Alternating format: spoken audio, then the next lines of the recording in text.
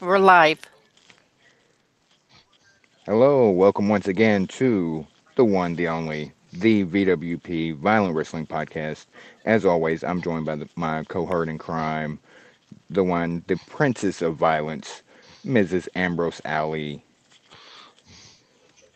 Did you say Miss or Mrs.? Let's don't get. uh, Okay, damn it, Ambrose Alley. Okie dokie. Hi, everyone. I'm still a miss. I'm still single.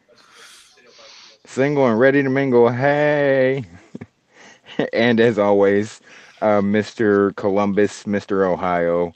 Um, our our sound on the ground, our ear to the what's going on in the wrestling universe, our believe it or not, our rational person amongst the group, Mr. Adam Rice. Thank you for having me. Let's tone it down on that rationalism. I have my days. You do, and I have a feeling I'm put that in there because I have a feeling this might be one of the days where we might get a little irrational with it.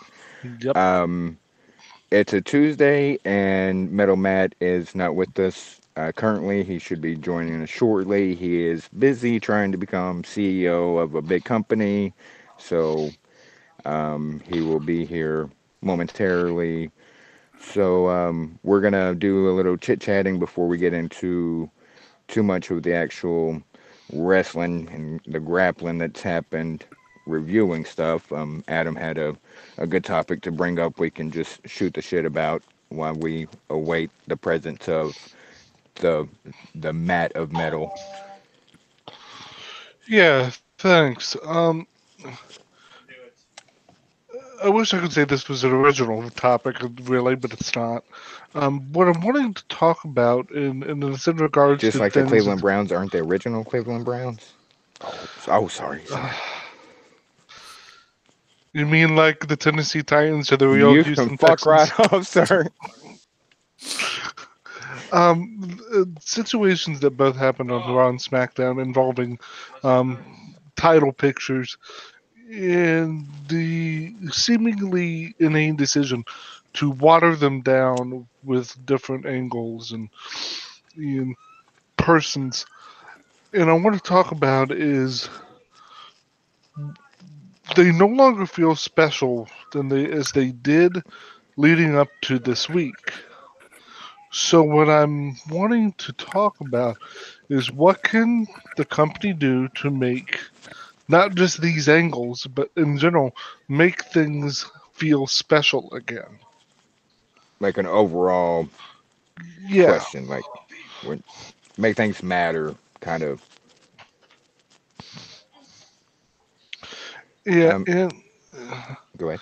and Mox, I mean, I'll let you lead off there. I was gonna let AA lead off, and I was not to like give her, but a lot of the things that she sees with like Rocky Mountain Pro that makes those things special. That where it's not really clicking or it's failing, and like AA, what could they do? Like, how could they just answer Adam's question? Sorry, I have brain fart. Well, that's a good question.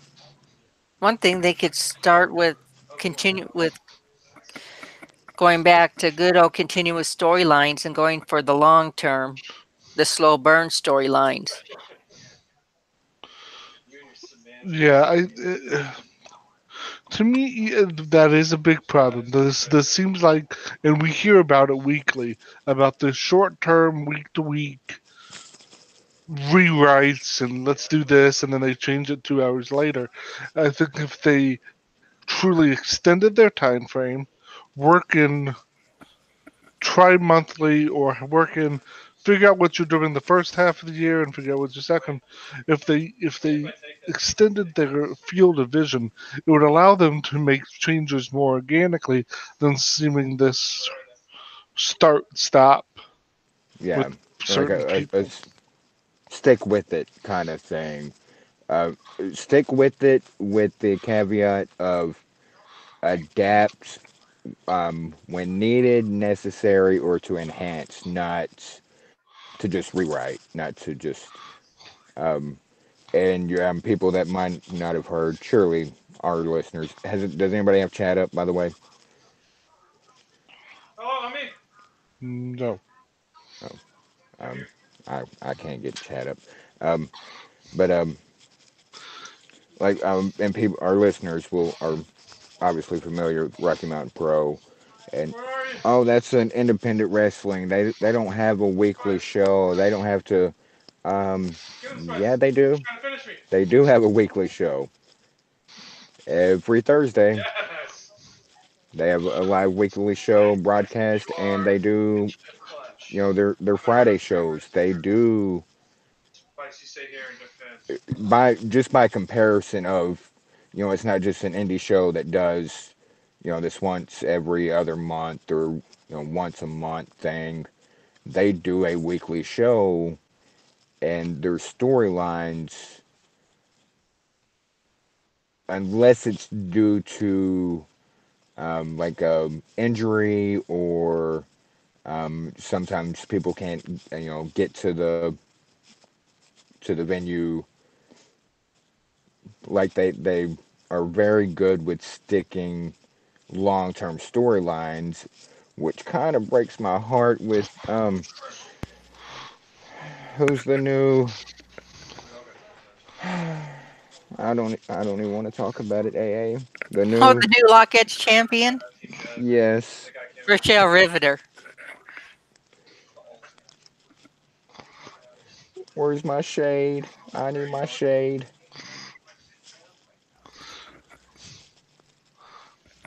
But they stick with it though, and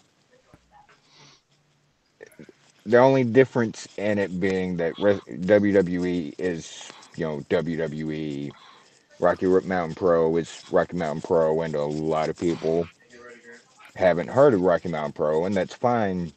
The similarities are they both do weekly wrestling shows, and one has a drawn out story, and they stick with it, where the other one just seems to kind of at times like fly off the cuff, kind of, or fly by the seat of their pants for no sound reasoning, if that makes sense. Yeah, and the thing, and the other thing you need with long term storylines is that you need definitive characters. Yes. You need your white hat and black hat.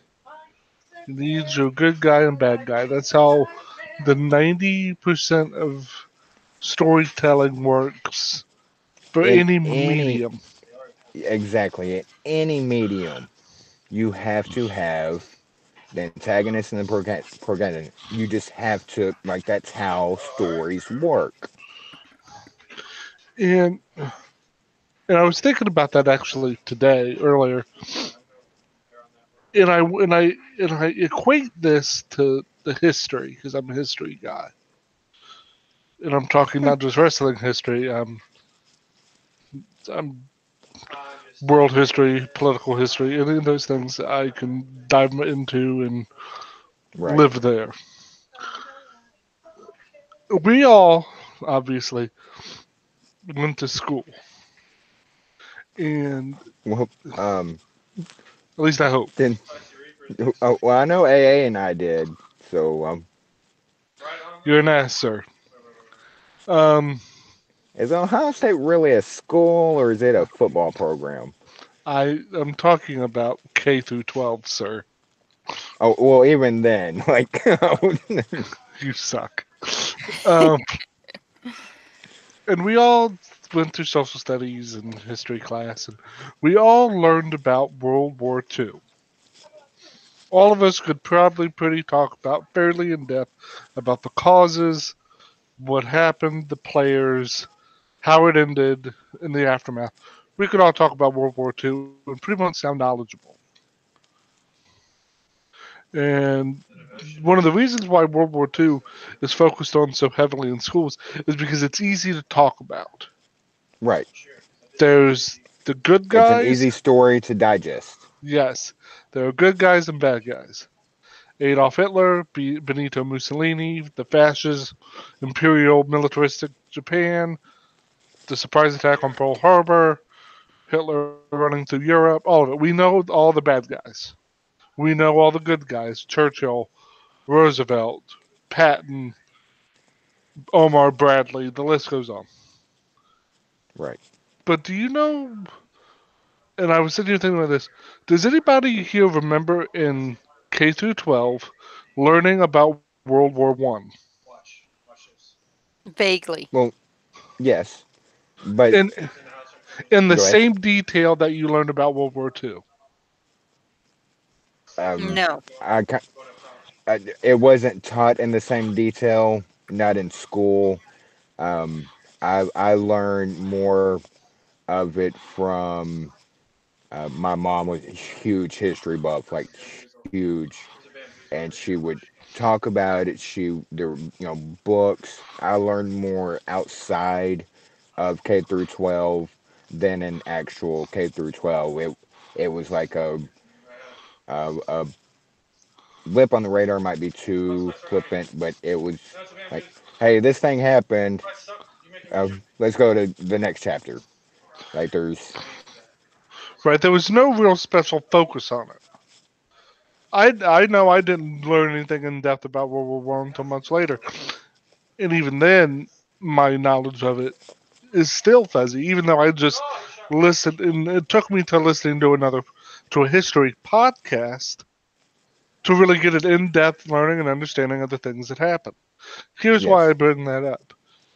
Who are the good guys and bad guys of World War One? exactly. Do you see what it Yes, is? WWE currently is like World War One, and I know people are gonna go, "What the hell are you talking about?" There are so many shades of gray that you cannot tell a coherent story. right. World War World One is War. World War One is a I, mess. I was gonna say cluster. You know. It's yeah, Um, it's a yeah, it's a car crash that you know, and I know the players. You know, Wilhelm II of Germany. You know, Tsar Nicholas of Russia. Uh, I, but see, I but I think what your point is like. Okay, we know the players in WWE, but knowing the players, like we all know who this superstar is, and that we all know the people involved. To some degree. I mean, there's some that don't know, but I think your point being accurately saying, okay, the players were there, but it was such a clusterfuck. Like there's no memorable. There's no like the Roosevelts, the Pattons, the Mussolinis, the Hitlers, the where it's Tojo, you know, yeah, Stalin. it's In with World War One, it started in an area of the world no one talks about, the Balkans. A royal Austrian, Hungarian, and Austria-Hungary, a duke from Austria-Hungary was shot and killed by a Serbian nationalist, and due to the alliance structure set up before that time, the whole world went to hell. yes, But in that story, in those intermediate conflicts, who are the good guys and who are the bad guys? right, exactly, I couldn't pick them out if you wanted because as history would you would probably say, well, there are none. And what happens is if you need when you try to teach that subject, there's nothing to pull you in. But with World War II, it's the greatest struggle of the 20th century. Right. And I'm not trying to make light of World War II. I'm trying to follow along with you here. And with World War II, you had comparing this to wrestling. Just Right. you had Yes. definitive characters. You had definitive, root for this person. This person is definitely a heel. This is the face. This is the good doer. This is the wrong doer. And I just quote W and I didn't mean to, or evil doer.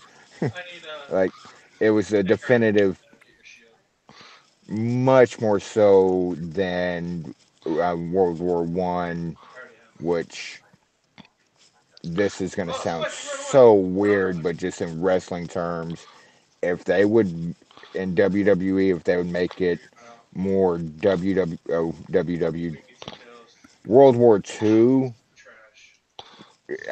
based, like focused instead of what we're getting like a World War One, where it's just like here's a bunch of people fighting for and in World War One you have to um, even have to say then there were some conflicts and parts of the war like why is this happening? Like, uh, does that make sense? Right. It and the way I look at it is this, and I'm speaking strictly from from an information gathering perspective, which you're being shown and told. Yes. WWE, if WWE being currently like World War One, is having a bunch of people in a shade of gray with weird motives, and you don't know what's supposed to be where. If WWE was like World War Two, like wrestling used to be, you had your white Yes. hats and black hats. They'd have a reason for conflict. They'd go for 8 to 10 to 12 weeks, if not longer, sometimes. Have the situation would evolve. They'd wrestle. They'd conflict, and then at the end of the day, you'd have a story that you'd wanted to see a clear resolution to, and the good guy win. And that's how they mostly all generally end. Right. And I was gonna bring up. I didn't know if you were gonna touch on that subject, but the one thing that can be different in the wrestling aspect of it, the good guy doesn't always have to win. Like it used to be that way. Like that's it's set up for the good guy to win to overcome the bad guy. Like it's set up that way. But you can also elaborate that to the good guy doesn't always have to prevail at the end of the war Right. with good There's the, writing, like bringing a better good guy, or I'm not wording good for whatever reason, but right. Bad guys can win the battles, but the good guy better win the war in the end. right. and The, but and and if you make it where like this, your good guys are obviously, and I'm not talking like a faction or anything, but if your good guys are known as the good guys, and say the first feud, okay, the the villain, the bad guy does go over, maybe the second, the conquering of the bad guy is the end goal. If the first good guy can't get it done after, he battle after battle, the maybe the second,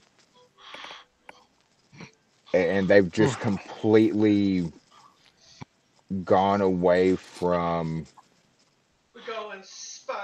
and yeah, finish your uh, thought.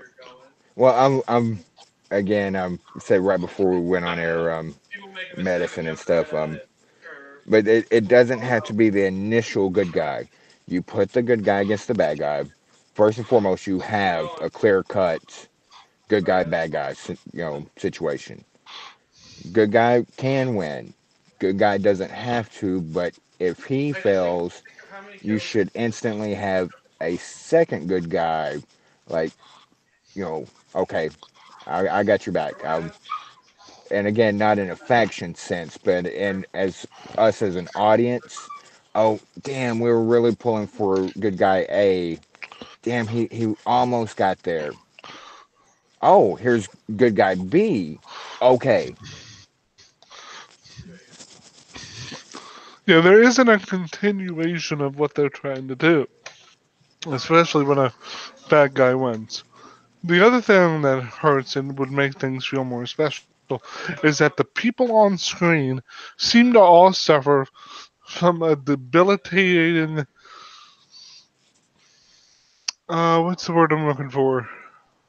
A debilitating lack of common sense.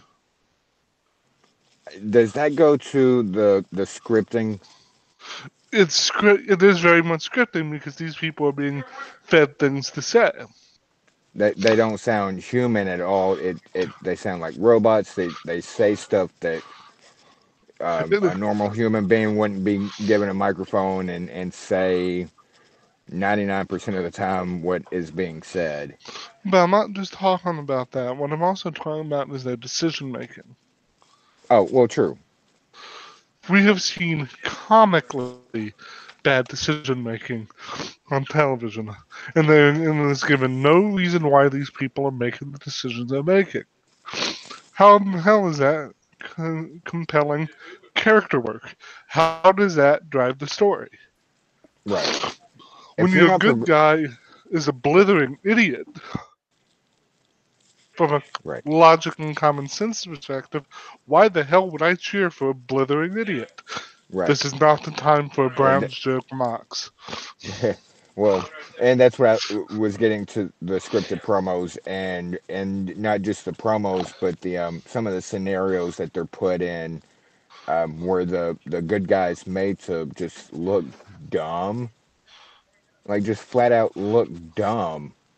Like, why And am I sometimes cheering? not, and not just dumb, and sometimes actively and unbelievably stupid. Well, okay, I mean, there's dumb, and then there's. yeah, I'm. You said Dumber. it better than I. Yeah, we are. Tonight's episode is sponsored by the classic 1996 Dumb and Dumber. Jim Carrey, I want my royalties. I want my plug. He's too busy painting your royalties away. Oh, damn it. Hey, it, isn't that why you fell in love with Rocky Mountain Pro? Because they're doing exactly the opposite of what we're seeing from the WWE, and there's other promotions that do this too. Don't get me wrong, but that you instantly fell Well, in love yeah, with it because there's go ahead. definite bad guys and good guys. You know who to root for, you know who to boo. There's no gray area.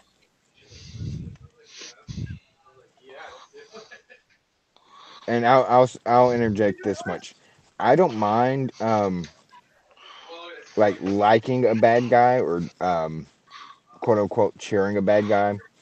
Like I, but that's for each person to decide. That's not how it should be presented as.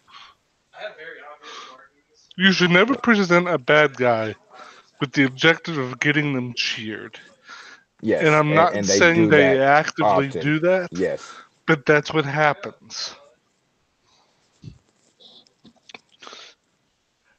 you. And It should always be, and that's why we have three terms. We have face, we have heel, and we have tweener.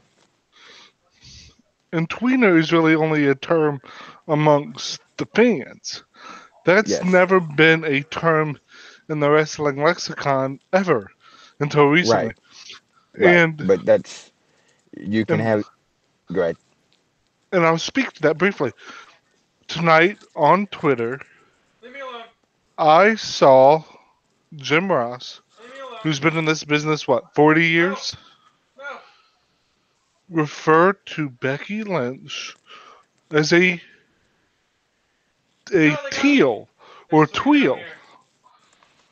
which was his shorthand way of calling her a tweener slash heel. And I looked at that and I go, if Jim Ross is doing this, then we have serious problems.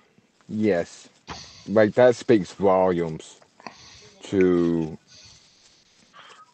the problem at hand, and kind of answers your question. Not answers it, but goes to the your initial question at the start of Jim Ross of all people.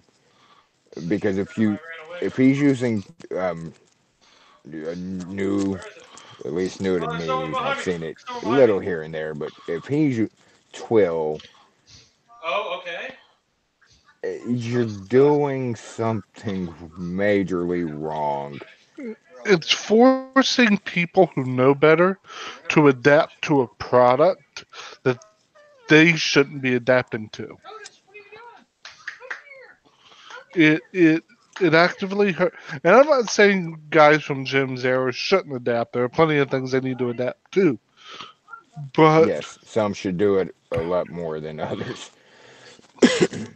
and I Excuse me. won't go into that now. Yeah, But that's a whole different subject. Some are it but what that does is it actively gives incentive to others to go, well, if Jim is out here saying X and giving it validity, that means we can present it as such on our program. right, And no, that's not valid. or the your same words, but if they're presenting it as such that Jim Ross is getting that vibe or that feeling, you're doing something wrong, and that's and it not just the Raw women's, it's across the board for the most part. Um, um, did anybody ever open up chat? I Yeah. finally figured out. Okay, anybody chit chatting with us? Nope. Not yet. Okay. I meant to put a link. I'm going to get all this figured out by the next podcast of linking it live and on Twitter and stuff.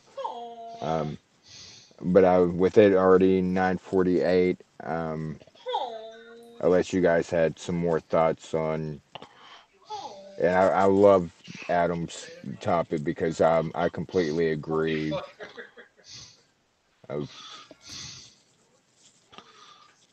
It, the overall topic of, and I think that's a great analogy. World War I versus World War II. What we were taught as kids, in school. if you do have to, I'm not saying this is a blanket that, but you do have to present your product like you're talking to a 12-year-old. And I'm not saying that because all the audience is stupid, No, but that because it makes it easy for everyone to digest and for people to decide what their reaction to what they're being presented is. And right. another thing There that and would I help that is if the characters, if the workers, I'm sorry, if the boys and girls in the back were allowed to women, protect their boys and the guys, men yes, and women, men men and and women. women, if they were allowed to protect their characters the way if an agent is coming to them with an idea, how many of them do you think feel comfortable and empowered enough to look at that agent and go, no, I don't want to do this? Not, I wouldn't think many. And that kind of leads into the Arn Anderson no longer being an agent producer. Um, Right. It because Arn would be a guy who would probably say, you know what, I agree with what you're saying, and let's see if we can. But that's Arn. Arn is a guy who is always going to think about wrestling as wrestling. yes, Arn has a great mentality of, because he did go through. and wrestled through the four horsewomen or four horsewomen. Uh, We the do the talk four about them a lot, so I don't blame you. the four horsemen. They were they were heels. They were despised, But I rooted but at for the Double and A. see, but there was a segment a segment that liked the four horsemen. I almost said four horsewomen again, and that's perfectly fine. But they were presented, and it's about the presentation for the majority of the audience. And like you say, the 12-year-old factor of, and like Adam, I'm not saying dumb it down because people are too stupid to. That's not what I'm saying at all either. But you have to present it in such a way where it's clear cut, and you can root for the bad guys if you want, because some people like rooting for the bad guys, and that's fine. But in the writing, you shouldn't be writing or agenting matches to get that person cheered. Right. You shouldn't be presenting in a way that them in a way that gets them cheered. Right, It and the characters involved, the people involved, should be allowed to be like, this is not what my character would do. right, One of the best things about Becky Lynch coming into this, always that has always been about Becky, no matter how her presentation was on TV, she never forgot who her character was. And every time she got a chance to talk, what she would do was call back to that base character. right. Yes. Some it that base character, even as it's transitioned. Now we're not going back to Becky and Green doing the Irish jig. Like once that was like that basis of who Becky is as a character, all the way to now as the man. We went through the pawn stage, and like that core basis has never left. Uh, The packaging has changed, but the story, the mentality, the heart of who Becky Lynch is has not. Just her motivations have changed. Exactly. Not her. Her character has been tweaked, but the core of her existence in wrestling has stayed the same. So we need more of that. We need Yes, people who, when given the opportunity to speak, understand who they are portraying and yes, never change and from it. we'll get to how they can even fuck that up in a little bit. I guess we'll give it a few more minutes for Matt to show up. Matt, where are you? Before we dive in and He's continue. orchestrating a hostile takeover of a well-known gaming store. And that, or he's on his way home with his rub it in and send a picture of his Burger King sponsored, one of our sponsors. So shout out to Burger King, have it your way. Still kind of upset that you guys raised your chicken nugget prices from 99 cents to $1.49, but I'll still gladly pay it. Um, Eat Burger King, eat it often, enjoy it, have it your way. But while he's not here, just for a couple minutes, give him a little extra few minutes. Um, let's. The Iconics are a joke. And you're only saying that because Matt's not here. Oh, who Yes, are we kidding? I would say it if he was here. I mean they're just a complete joke. Becky Lynch is just wow. She's shit. I forget. Adam, help me out here. How did I word it in headquarters? And just side note, so no, everybody else knows, this is literally um, it was planned. I'll give credit, said she wanted no part of it, but Adam and I were like, oh, we're for it. So this is give Metal You Matt shit. you called you sir called Becky generic. Oh, oh yeah, yeah. Like I want to talk. Well, since he's gonna be late, let's talk shit about Matt. And and AA said, no, we won't do that. And Rise chimed in, I want to. I said, so did I. I said, where do we start? How bad the Iconics are, or how generic Becky is now? If we start in on that Becky conversation, we will actually end up talking about Raw. Yeah, which and I know it's getting late for you. You're East Coaster, and you have work early in the morning and stuff. So Yeah, but um, I, give them a few more minutes. AA, I know with your well, you you had a know, fighter. Go ahead. I'm sorry. Go ahead. I'm sorry. I No. was thinking out loud.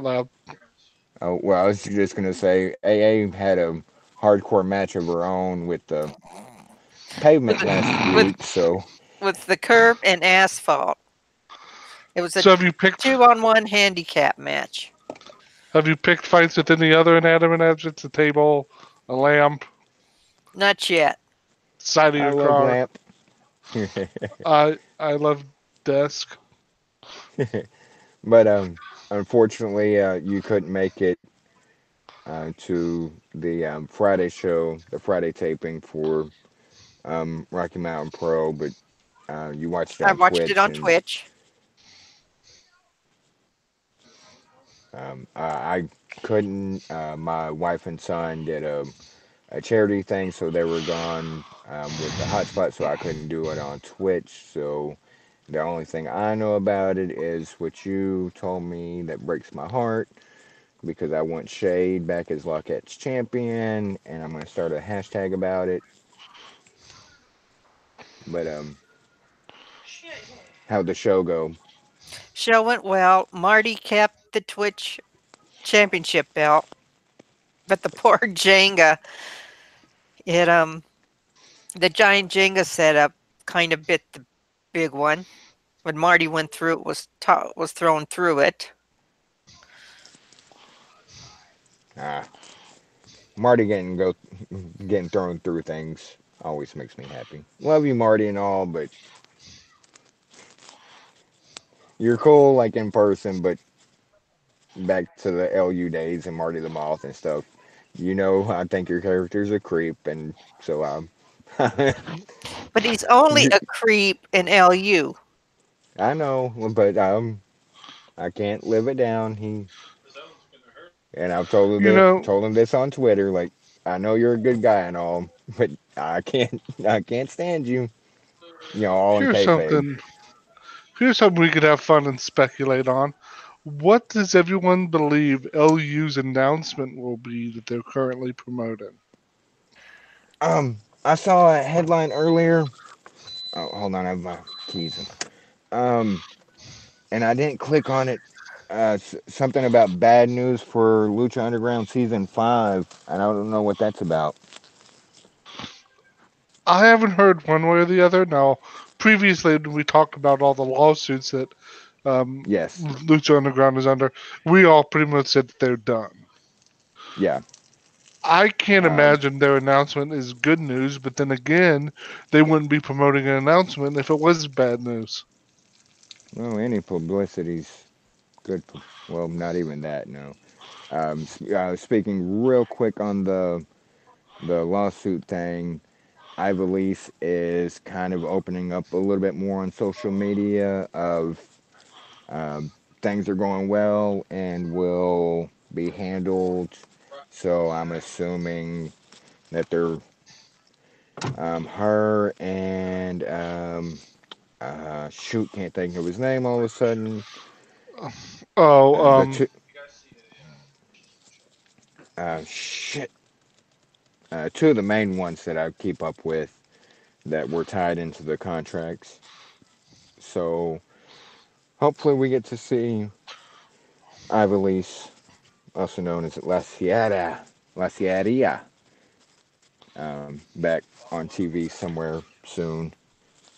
And speaking of legal paperwork, did everyone catch the news that none of AEW's trademarks were uh, um, stamped with approval? Yes, I saw that. None, not one. Nope. AEW was denied. The name AEW was denied approval by the patent office or the trademark office. Um, Double or Nothing, Yes. everything. They Yeah, they s- still do not have the rights to the things that they are promoting. as a you're right, and rights trademarks. They don't have trademarks on those names. No, they can still do Double or Nothing and call it AEW. They Yes, just there's don't have nothing the rights. stopping them. Yeah, They don't have and exclusivity. rabbit trail real quick to kind of that and Undertaker appearing at Starcast before Double or Nothing, and apparently Starcast, or I want to say it was Starcast itself, filed one for Dead Man Talking for, and everybody's speculating, is Undertaker going to start his own podcast, or is this just A one-time thing. yeah, Um, if you would have told me 5 years ago, 10 years ago, that when he was pretty much done, The Undertaker would be podcasting, I'd have punched you in the face. definitely. And if you would have told me 5 days ago, I still would have punched you in Punched the you in the face. face. This is a guy Like, who's has taken such care of who he is and what he is that him and when you say that, podcasting, I'm assuming you mean his Undertaker character. yes, but even then, his personal, he Yes, he he's still pretty much a total mystery, personally and professionally. right. So for him to maybe start podcasting seems so out of character. It seems so. I'll go and say it, and we're podcasting now. But for the Undertaker, for Mark Calloway of all people to start a podcast seems so beneath him. It is. Like I it just mean, seems but then so. Be a guest here and there. Once you're done, and people are still going to call you Taker and Undertaker, and they're not going to. Mark Calloway's going to be on the Mark Calloway's podcast or whatever. Like he's Undertaker. That's just one of those things. Just like Steve Austin. That's not his real name. He will always be known as Steve Austin. yeah, But it's so beneath that image, that aura. This is a guy. him. But man, the stories, man alive, the stories. If it would Yes, be shoot, man alive, the stories that they've been floating out there, nothing confirmed, but the stories, if he would shoot confirm some of the stuff, holy shit. yeah. I mean, there's no doubt that if he really went in and held nothing back and talked and shot from the hip. I mean, if he went out there and did a Jim Cornette style podcast, I couldn't hate it because the man is so full of information, so full of knowledge.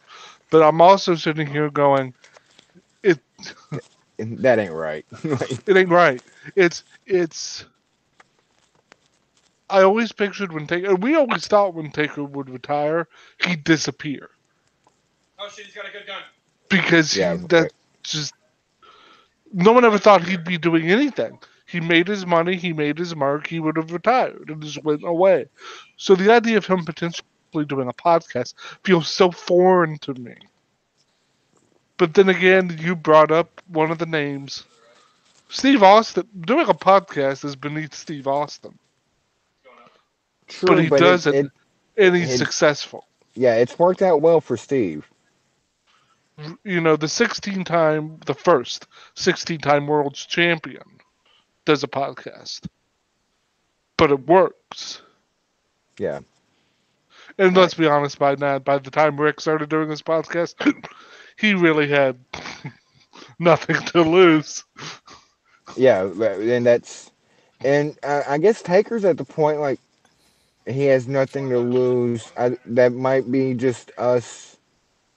Um, like it just seemed like you said, 5 years ago, like unfathomable. Of once he's gone, like he might show up here and there, but it'd be under more of a Mark Calloway thing.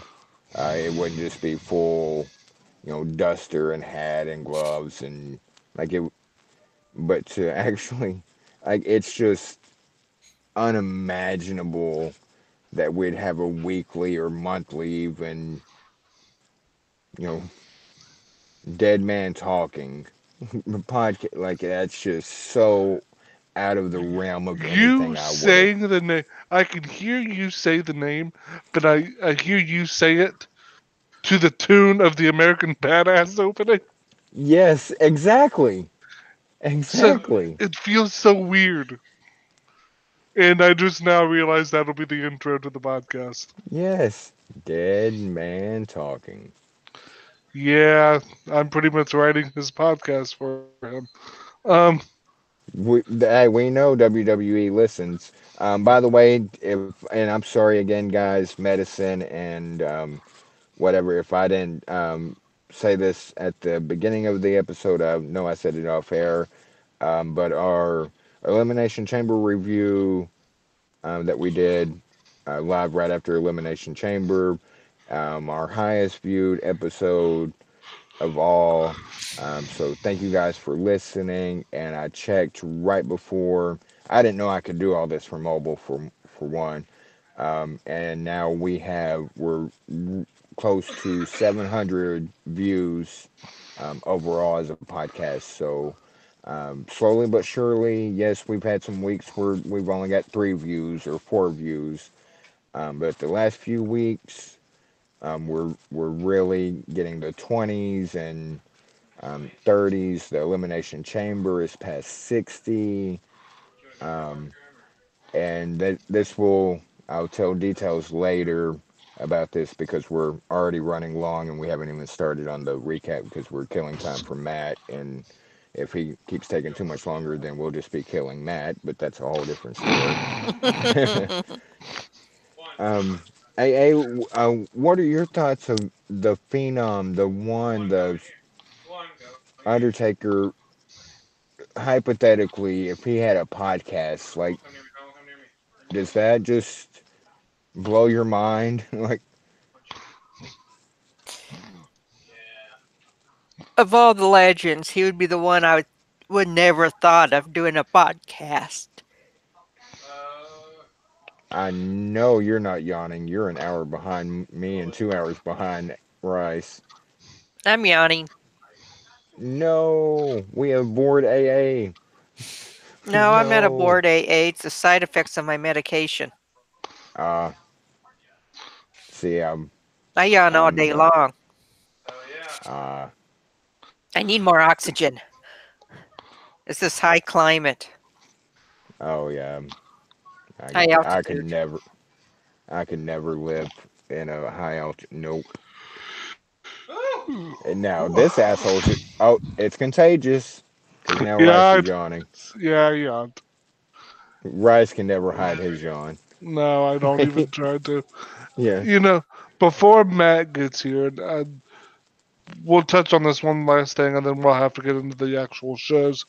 Um, Today, it was announced by CBS Sports via WWE that the second member of the 2019 Hall of Fame class will be the longest reigning Intercontinental Champion of all time, The honky tonk man. the Honky Tonk Man. Wayne Ferris, the Honky Tonk Man, is finally getting his induction into the Hall of Fame. And I've seen Long a overdue. long overdue. I agree, but I've seen a lot of you can and I don't like calling people out on things, but I'm gonna call some, but not by name specifically. But what has he done? What he doesn't deserve to be in the Hall of Fame. I've seen a lot of backlash on another reason why I've avoided like I get on social media, but I like keep it very to my friends like you guys and um, but so, oh, and I had to get on Facebook earlier and holy shit, like people just, but he's never done anything. The honky tonk man, Coco Beware now is the second, which the Coco Beware being the low bar, it always rubs me the wrong way. Um, It just speaks to ignorance. yeah, like I was watching then, like I was like literally like that. Coco belongs. Honky Tonk Man definitely belongs, and like you say, long overdue. And for the people that are, he doesn't, deserve it, or and they don't even, use arguments like, well, Honky Tonk Man's in, but what about Vader, or what about like they just flat out say, how the hell is Honky Tonk Man in? First and foremost, Rice, said right off the bat, the longest reigning IC champion ever. People need to realize, first of all, I know it has been lost with time, but back in the late 80s when Honky Tonk Man was given the chance to run with the Intercontinental Championship, that was the number 2 belt in the promotion. Yes, It was that this. was the stepping stone to the World WWF Heavyweight Championship. That's how that worked. And the guy who had the Intercontinental Champion, depending on who had the belt, depending on who it was, and the relevance of the tag titles, it would depend. But that was the guy who was given the B shows. Yes, And for people who don't understand what I'm talking about, in the they late used to eight, split up. Yes, go in ahead. the mid to late 80s, well, longer than that, but I'm talking about in this period of time. Basically, since Hogan won the heavyweight championship from the Iron Sheik, the company ran 2, sometimes 3 shows simultaneously as a part of their travel schedule. Yes, The A shows house would be shows. basically, yes, the live events, the house shows. Yes, The but we call them live events now, but the house shows is what they were. Yeah, the A shows were obviously headlined by Hogan, but the B shows were headlined by Honky the Tonk Honky Man. Tonk Man. And sometimes the B shows would be headlined by the tag champs, depending on who the Yes, tag champs were. But that's neither here nor there. So Honky and Tonk this was ties back. Go ahead. Go ahead. I'm so sorry. so no, you're fine. Honky Tonk was given that was a big job Yes. because you didn't have Hogan to pull the money, to pull the So crowd. right, Hogan was at at another city, another arena, pulling that crowd. Who are you going to pull to this crowd? And like you say, it did vary depending on the tag champs and stuff like that. But um, and this ties right back into how we started the podcast with the World War I, World War II. Honky Tonk Man was bad guy, bad guy, bad guy. Like there was no He was hated, hated literally hated. because he was doing such. He was an Elvis impersonator. He got an Elvis impersonator to be hated. Think about that gimmick for a second. He rolled out in a fucking pink Cadillac with Great. Jimmy Hart on the megaphone in this big ostentatious I'm going to imitate him. He sang on his own. I think he sang on it, but his entrance music. I'm cool. I'm cocky. I'm bad. Yes, That I is get. actually one. That's actually one of my favorite songs on the anthology album. Thanks, Metal Matt, for making me listen to that on Ruthless Aggression podcast. You know you loved Which it. that It song not so bad. The rest of it, but anyway, yeah. And so it he just engendered this hatred. Of course, he was hitting people with guitars and shit. But the other thing about Honky Tonk was it was not that just he was a heel. He was a heel who could work given the right opponent. yes, he wasn't that, and that's another narrative that's come up all of a sudden. Like he was horrible in the ring. No, dude could work.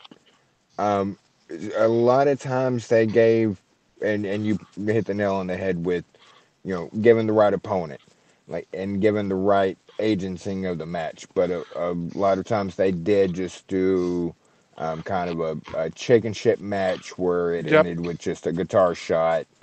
But when it was an actual match, dude could work. And And if let's you go ahead, no, I you please go.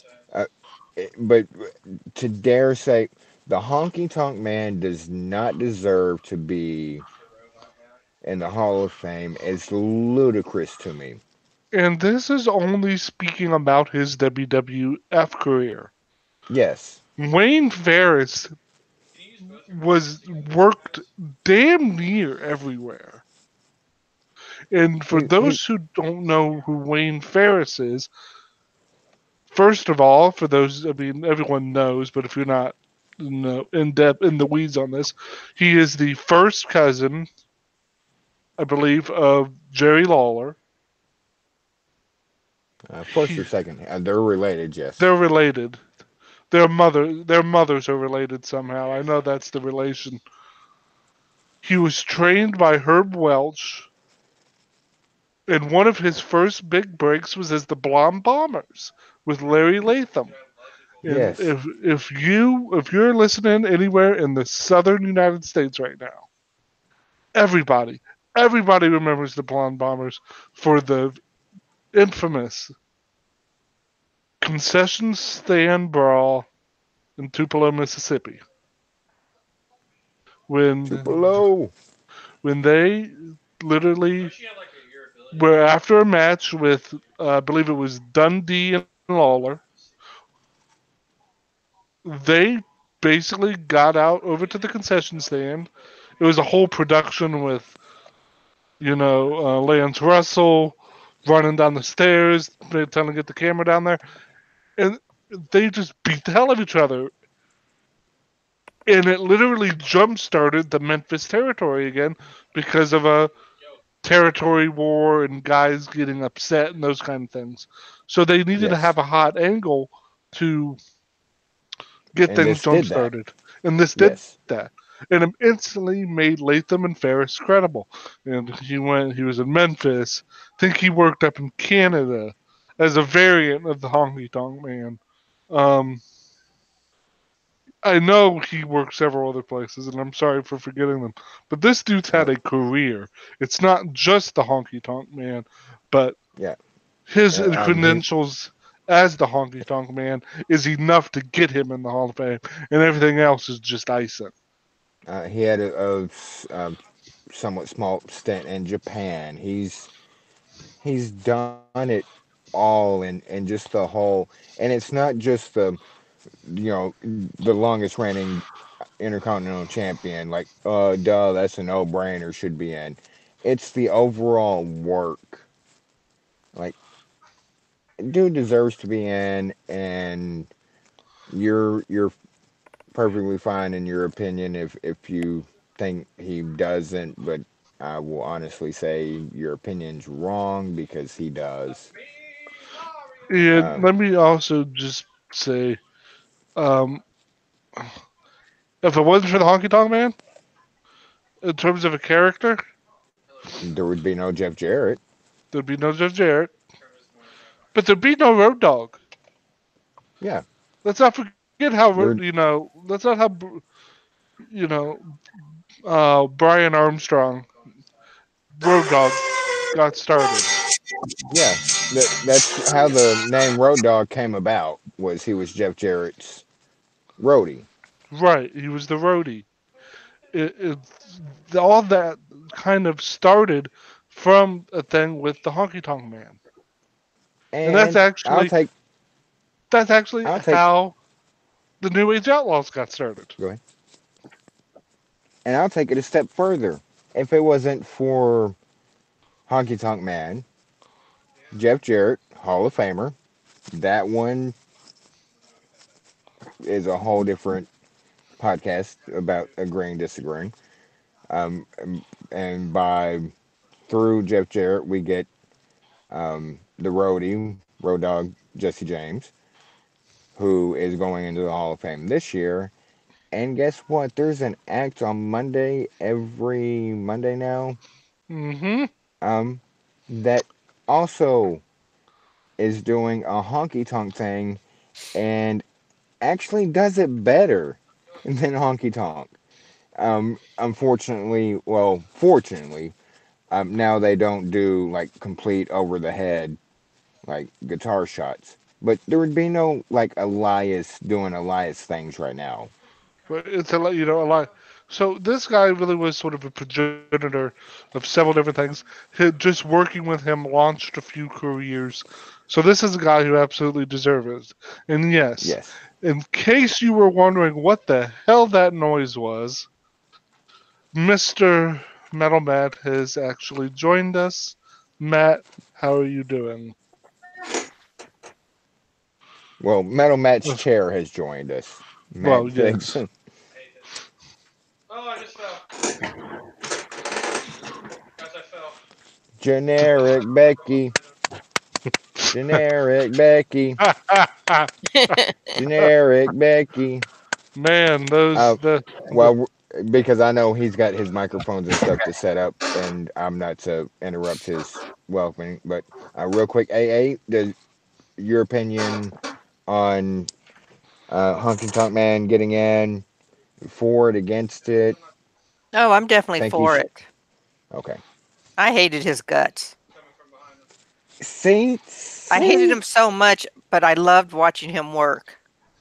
exactly, and that ties back into the roundtable we had earlier about how and you were supposed to hate him. He was the bad guy, He but were he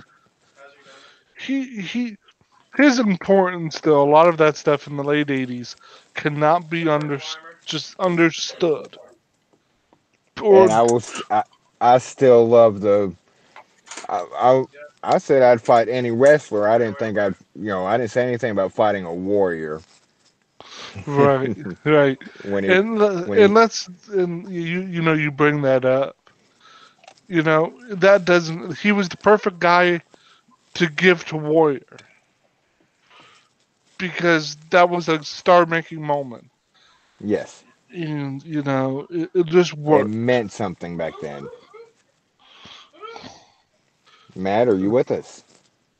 Yeah, Nice. I was wondering if you were going to acknowledge me or not. Oh no, we did. It just your chair spoke for you. Yeah. Your chair always arrives a little bit before you. So what's Uh, up? Not much. How about you? Oh, just doing this podcast that you're supposed to be on, but you're too busy trying to take over the gaming industry. Um, everybody knows that you're going to be late and at work, so I'll work was okay. Everything all right? Yep. well, that Take was that in as a depth. yeah. I'll take that as a hell no. That yep was so sarcastic that it's not even funny. No, it was No, we pretty went good. ahead and we went ahead and started. We haven't talked anything except for how generic Becky is and how bad Iconics are. Um, Just keep digging that What knife. kind of podcast are you running here? One that's one that speaks the truth to even those who don't want to hear it. But So that just to means catch that you means up the with. Browns suck then. Listen, you Oh, I have backup. you know what? Uh, Becky should spend another night in jail. and I saw a tweet earlier. Speaking of that, like My this is man family either should be spending a night in jail for breach of contract. real quick because I do want to let Matt touch on. I'll give him an overall synopsis of what we talked about. I saw a tweet earlier of Becky's mugshot thingy, Yeah, I and saw that as well. That was the it was most glamorous looking mugshot. I forget how the person I saw tweet it. Either this is the most glamorous. Well, now this is either the best or I forget how it's worded. Something like I can't decide if this is the best mugshot I've ever seen or the best bathroom selfie I've ever seen. But Yeah. anyway, Matt, now that you're here, we were actually we killed about an hour or more just chit chatting about characters, and we brought up a whole lot of World War One and Two references. Just chit chatting. Adam, help me here. I can't think. We talked about how things that the WWE could do to make their show feel special again. To Um, make the people in the show feel special. that too. We talked about just as you came in, Honky Tonk Man going into the WWE Hall of Fame. Which was Undertaker a shocker. I made. gotta admit, that was honestly a shocker. I was not expecting that. Because I know that he's turned it down many times in the past. Like, it's not a Hall of Fame. Well, I And Sean, if you want Vince's boy toy, you be gone and you know it. Everybody knows it. he's actually doing a pretty good. Oh, he actually He, is doing a pretty good Honky Tonk Man. Back when no, Honky Tonk was a little bit more screwed up. he was doing a better Dusty Rhodes. I thought he was doing Dusty Rhodes as Honky Tonk Man. No, I've heard those shoot interviews. That Yes, that I know.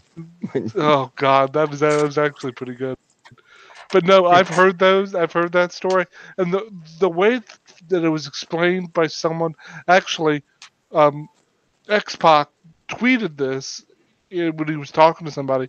Apparently, as the story goes, they offered him the Hall of Fame back when Mania was in the Phoenix area. I forget when that was. 2010. Okay, and he turned him down. And his reasoning was, well, hell, they fly everyone else around. I want them to fly my fat ass around. Yes, because he lives in Phoenix. They wanted to say he thought they were just trying to be cheap. And he's like, hell no, if you're going to induct me, you're going to fly me and my family to wherever it is. You're going to Yeah, put me up in a hotel. you're right. I'm not gonna stay at the crib and just like basically walk to. So that's why we think he turned it down. But he has said those things like it's not really a Hall of Fame. And, he Yeah, isn't. He's said some pretty heinous shit before in shoot interviews talking about um, Bret Hart's stroke and those kind of things. But uh, uh, and we talked he's about. Go ahead. he's since cleaned up his act a little bit. We talked about the possibility of Undertaker doing a podcast called Dead Man Talking, which that's Still just weird. Honestly, I think that would be more so one man show more than a podcast. But who knows? uh, I would love to see an Undertaker podcast. I would love to do, see an do you Undertaker one mean man show like I Mick want Foley and Undertaker versus One Man Gang. now or before. No, obviously before. Um, Just saying, there are some issues with that. I was that what you're an S, sir. I know. Um, but When you say a one man show, do you mean like a one off, like he just does it once, or do you mean like it's literally like him? this. It's like this show. I think JR's done a couple of them where he's kind of where there's like a moderator, and then he's just kind of talking about various points in his career and stuff like that. I saw Foley do his. It was he called it a one man show, but it's a one man show part comedy stand up. I went and saw him do that, and if I think Taker did that, that'd be better than a podcast. You want to see Undertaker do comedy? Well, not comedy. Mick's take on it is it's a stand up routine. He talks about You his want to career. hear a knock knock joke? No, please, God, no. But what Mick does is we know Mick's a fairly funny guy, so his one man show was mix of a stand up routine mixed with a Q and A talk about my career.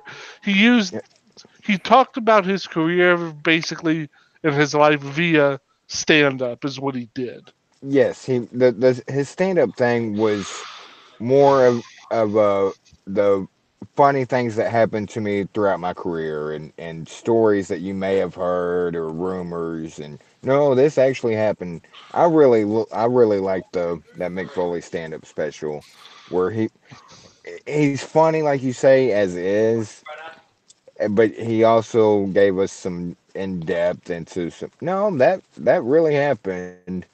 There it wasn't like I'm not going to name any names. Dolph Ziggler. Just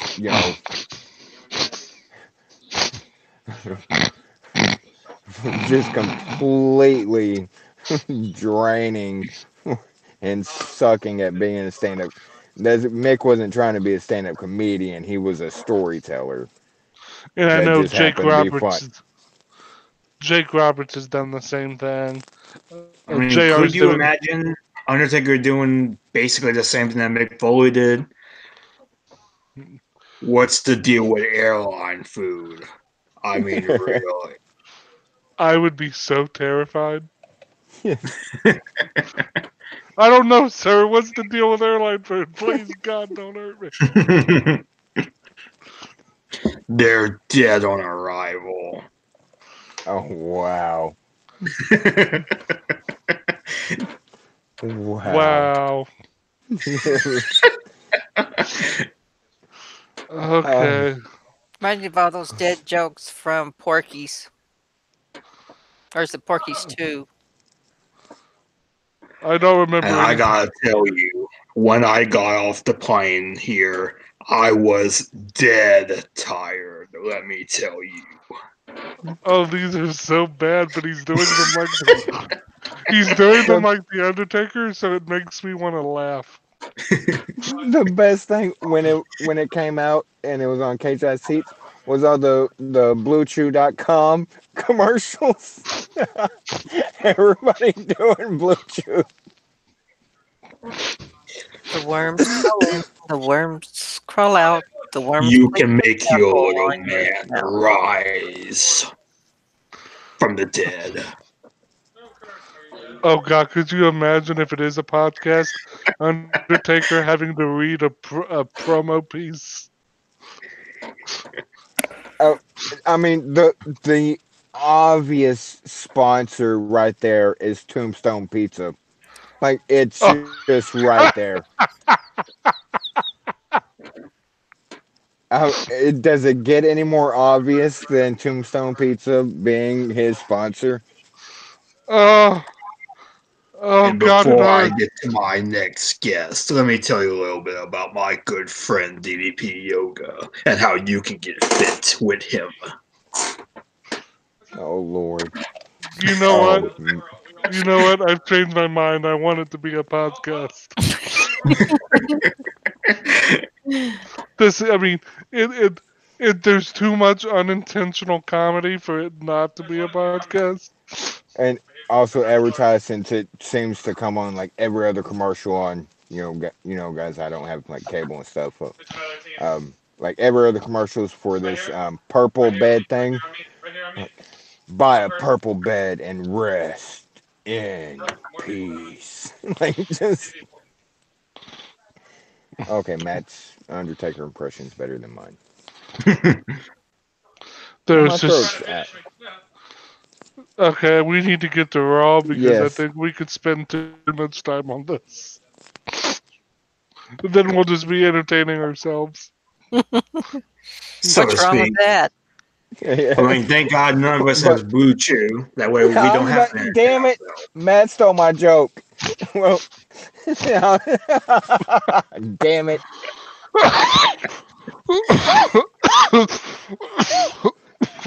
I Well, apologize.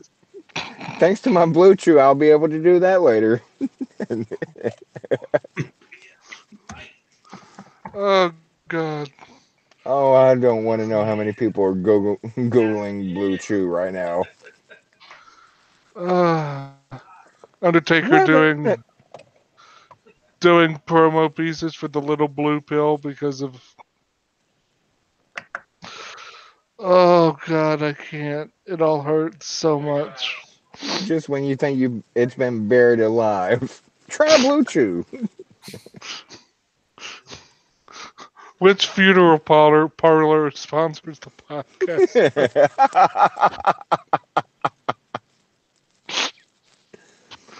Oh, please, can we get to Raw? Because this is.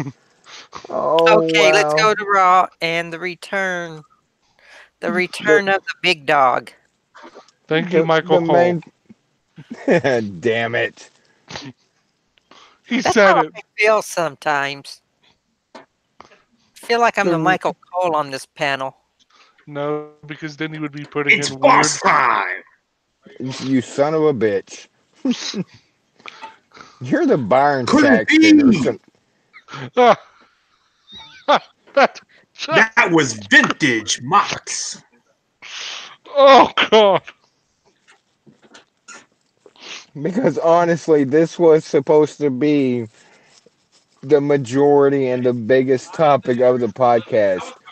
Roman Reigns, Joe Anoa'i is in remission from leukemia. And can I get, well, I know Matt won't because Matt won't cuss, but use the word fudge or something. Can I get a roundabout? Fuck you, cancer. Fuck you, Fuck you, cancer. cancer. Enter, Fuck Fuck you, you, cancer. cancer. enter. It's the best news. We all hoped it would be. It's incredible that he's able to come back. The crowd was amped from the second his music dropped. It just the whole energy in the arena came through the TV. This is Except for this one guy. that one dude is lucky he didn't get stabbed. Anybody who's willing to stand up while a guy who's trying to tell us what he's gone through or been dealing with his leukemia battle to say you suck. I hope you got hit on the freeway. I really do. You were It's waiting all on Well, the wheel. He'll get his. yeah, not karma's soon a enough. bitch, and I don't know if he was trying to like if you're trying to keep it kayfabe, like with the Kurt Angle, you suck. Like this was not the time to do it, and it got shut down so fast it wasn't even funny. It For those that don't know, because we have some friends that were actually in attendance. There was some boos during Roman's speech. They were not booing Roman. They were booing this asshole that said "you suck." Like everybody, very quiet, listening to Roman's every word, and this dude just "you suck." And the boos were not. It even took Roman a second to realize, like, what's the booing going on? And then he realized because the crowd literally stood up and turned on wherever this dude was sitting and started booing him. the next sound you would have heard if I was in that arena near that gentleman would be the sound of his feet leaving the floor. You don't do that. It's the But that's beside the point. This is supposed to be a happy thing. Yes, and Roman grateful news. Roman's in remission. There was some talk that he found out within the last week that his cancer was in remission. So this is like new information for him, as it's new information for us. Um, Well, you could tell when he hugged his mother, Yes, she it was really surprising news. yeah, his his wife was his wife, there. his mom, and was it his grandma or No, the woman next to his mother was Atta Johnson, Rock's oh mom, yeah, yeah, okay, not uh, grandma, but his aunt. If we're yeah, yeah, if we're being uh, technical, yeah, yeah, that was the Rock's mom. okay, Um, that's because she was also in town and at Ric Flair's birthday party the couple days before. yeah, the Friday Um, before. yeah. Um, it it was the best way to start off the night. There was no other way to start the Absolutely. night. And Um, his the they I talking to my wife and son and stuff and what was going on, and I never did get to a chance to tweet or anything about when I told Morris about guess who's going to be back Monday, guess who's going to be back Monday, and he's guessing like no. He said Roman.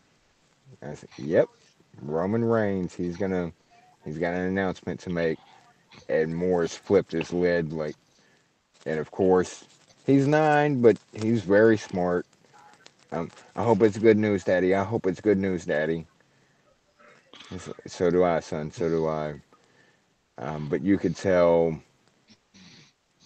just like November 22nd, October 22nd, when he announced the leukemia, this was, it hit him just as hard, just as emotional. Like, that this, it go ahead. Oh, it was such a good thing. I mean, it made you feel good. I almost, and I will totally admit this. I almost cried. It was I, everything. I, I I couldn't had it. ask for more. I had a tear, and I had goosebumps in places like I didn't know your fingertips could get goosebumps.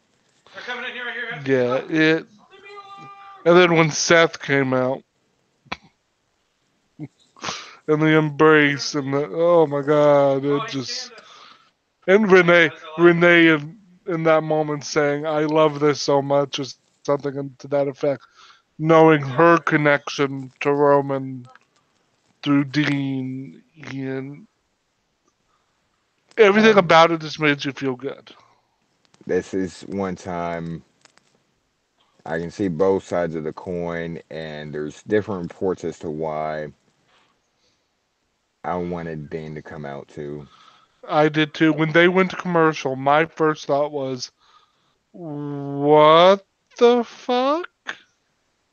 I wanted Dean to have Seth come out first. This was after the speech and everything, and I knew Seth was coming out. I, walking up the ramp like Seth is coming out. Whether to his music or not, Seth's coming out. They're gonna embrace, and I wanted Dean desperately to, fuck kayfabe. They were already like trying to start Dean going back face anyway, and just because we're not. This is far beyond the wrestling scope. This is like life we're talking about, and I wanted Dean to just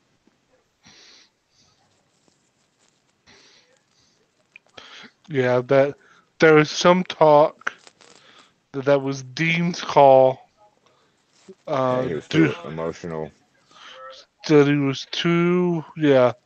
emotional to go out, which is why I think Renee said something Yeah, just to have that connection. I could be wrong, but that seemed like a thing because they were being quiet as he walked up the ramp, and then she said like one line, and they were quiet again, kind of. Um, but and I'm totally fine with Dean being like, I can't, because that go back and watch with his original announcement, and that hit them both yeah, we talked about it. hard. That was chilling. I mean, it was. Seth cried. Dean, you can tell, is not a crier. Dean was just so distraught. I don't know if this was before or after we hired you, but Matt and AA talked about it. Yeah, The, yes, I threw the word hired in there, and but Dean was just so John Good hold on. did John Good things, and you could tell he was just broken inside, but he didn't quite let it show outside, which that's just who he is. I'll be right back, guys. Okay. No. Good.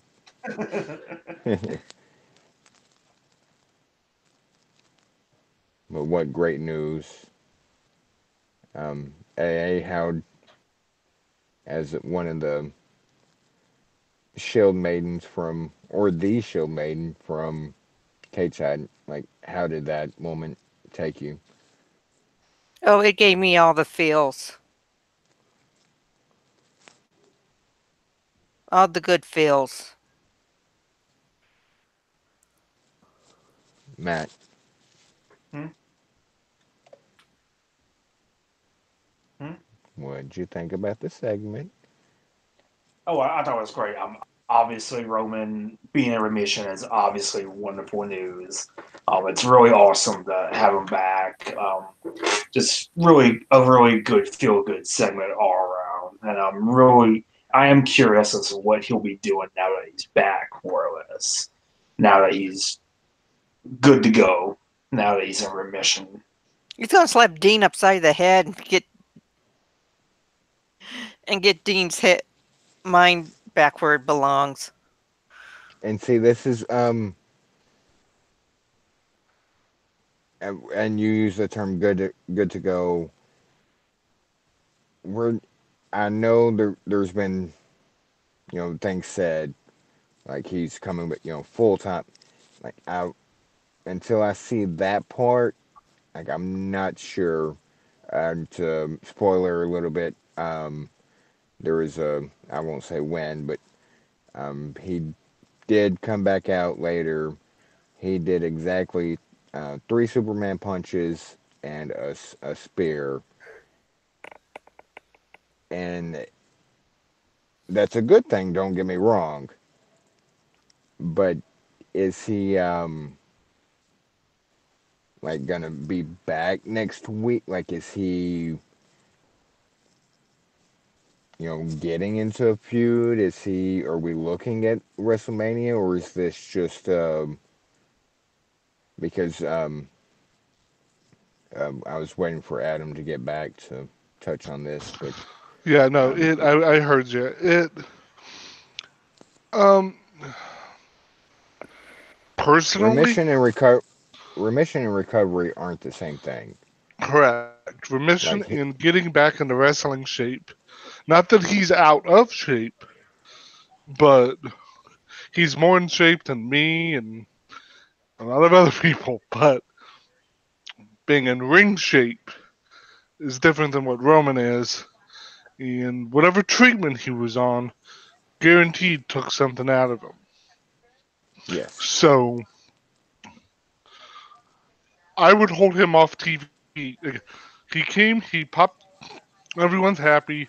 He actually got physical to show he's okay. He can go home. Send yeah, Roman like home. and let him let again, nobody knows what treatment he went through. Let him. Don't rush. Because we're a week from Fastlane. Don't rush. Because I saw something somewhere on Twitter of oh, they're gonna do a Shield tag match at Fastlane with Seth and Roman. Like, don't rush it. Give this man time. Like, don't even make a WrestleMania match. Like, He needs time. And plus, it would also let those asshats oh, I was another reason why I was waiting for you to come back. to. This is a work. Roman really didn't have cancer. Uh, uh, I have words, all of which would get me sent to prison. But let me be clear. If you think Roman Reigns would put his family through a worked cancer scare, you need to be shot into the sun. You know, his mom already lost a son. Like, this isn't. If you want to be the most hair raising, like, just biggest goofball in the. Like, it's work, and Roman's in on it, and um, you need Was help. Like, just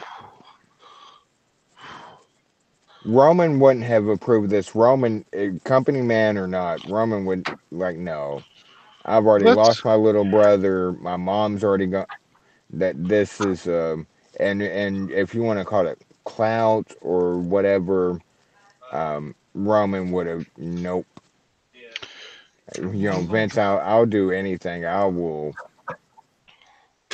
Well, apparently, not the Saudi Arabia show, which that's a different story. But um, Roman Joe and I would not have gone through with. Hey, let's do a cancer angle so we can. No, he would have shot that down quicker than shit. let's not. If you've actually looked up the history of the Anali Maivia family, you would know pretty quick what death has done to this family and what cancer has done to this family. The High Chief died at the age of 45 from cancer. So Roman would okay the cancer storyline, knowing full well that his cousin's grandfather, his aunt's father, died of cancer. Not to mention the deaths of his brother, and guys like Yoko, who died young of something very different. I understand. No, Yeah, it no, and also to was it Bix, David Bix Bannon, I think is his name, who asked that maybe they should show Roman's medical records yes. He on since Twitter. deleted those tweets. Good, because he needs his head kicked in. If he released his medical records, you assholes would say he made them up. Well, he actually is in the. There's a registry, and he's actually on it. But shout out to Leukemia Care on Twitter for breaking down like Yes. how leukemia works different ways. And I'm gonna plug myself here for a little bit. That didn't come out right, but that's okay. Um, when this story That's what came she out on said. Cateside, just yeah, um, not the time, but still funny. um, when it came out on Cateside yesterday, the first thing or the second comment, well, I can't help, but speculate that 100% work, and I'm not gonna find it word for word. I just put sigh, and then but to elaborate a little, to expound, I've lost much family and many friends to cancer. It all works differently. It's not paint by numbers. It's not the same. Um, from the person to the cancer to anything. It's not an easy. Everybody dies from it. Everybody, doesn't die and goes. It's just such a asinine thing of told you this worked 4 months too early, and I'm not gonna call this dude out by name, but the very same dude that said that shit last night of I'm not convinced it's not 100% work fucking today posted that his wife has had cancer for 16 years or had cancer 16 years ago and yada yada yada, not to yada yada her cancer, glad she's in remission, recovery, whatever. But the same dude posted a paragraph today of, people still look at his wife shockingly that, she's survived cancer and that kind of shit irks the fuck out of me when literally 12 hours before apparently you don't know how cancer works and then all of a sudden your wife. I'm not saying it's a 100% work that your wife, if you have a wife, is shoot or not, because I'm not that type of person. If you said it, I believe it. Okay, your wife had cancer, 16-year survivor. But just 12 hours before, you're calling this out as being possibly a work and questioning the time frame. And 4 months seems a little quick. Guess what, motherfucker? I have two words for you. Fuck you. Hope This your wife whole stays thing, cancer free. this whole thing has been a clusterfuck of epic proportions, and all simply because people can't stop living in the work. They can't stop. They can't stop themselves to think. They can't be tasked to do research. They They want to can't. have the hot takes. They want to have. They just can't stop themselves. I feel sorry for those people that can't stop themselves Yeah, because there were so many. Told you it's only been 4 months. Told you there's no way. Motherfucker, you have no clue how cancer works. Leukemia treatment. He still the fucking a week after he announced leukemia, he did an interview for wasn't TMZ, it, and he still had it. Told you it's work. He still has his hair. Told you if he was in chemotherapy, he wouldn't have his hair. You are stupid as fuck. there's it just shows people just can't. That there is this anti-Roman thing, this anti-WWE thing, but people they just lose logic. They lose logic and There's an reason. anti wanting to learn thing, Yes, wanting knowledge thing, period. That goes to this situation and 99.9% of other situations. There's the inability of wanting to learn and not just pop off at the mouth of stupid shit because you think it's going to get you retweets or likes or there's the inability of being a compassionate human being, and if you don't get how something works, look it up. If you're on Twitter, you have the fucking internet.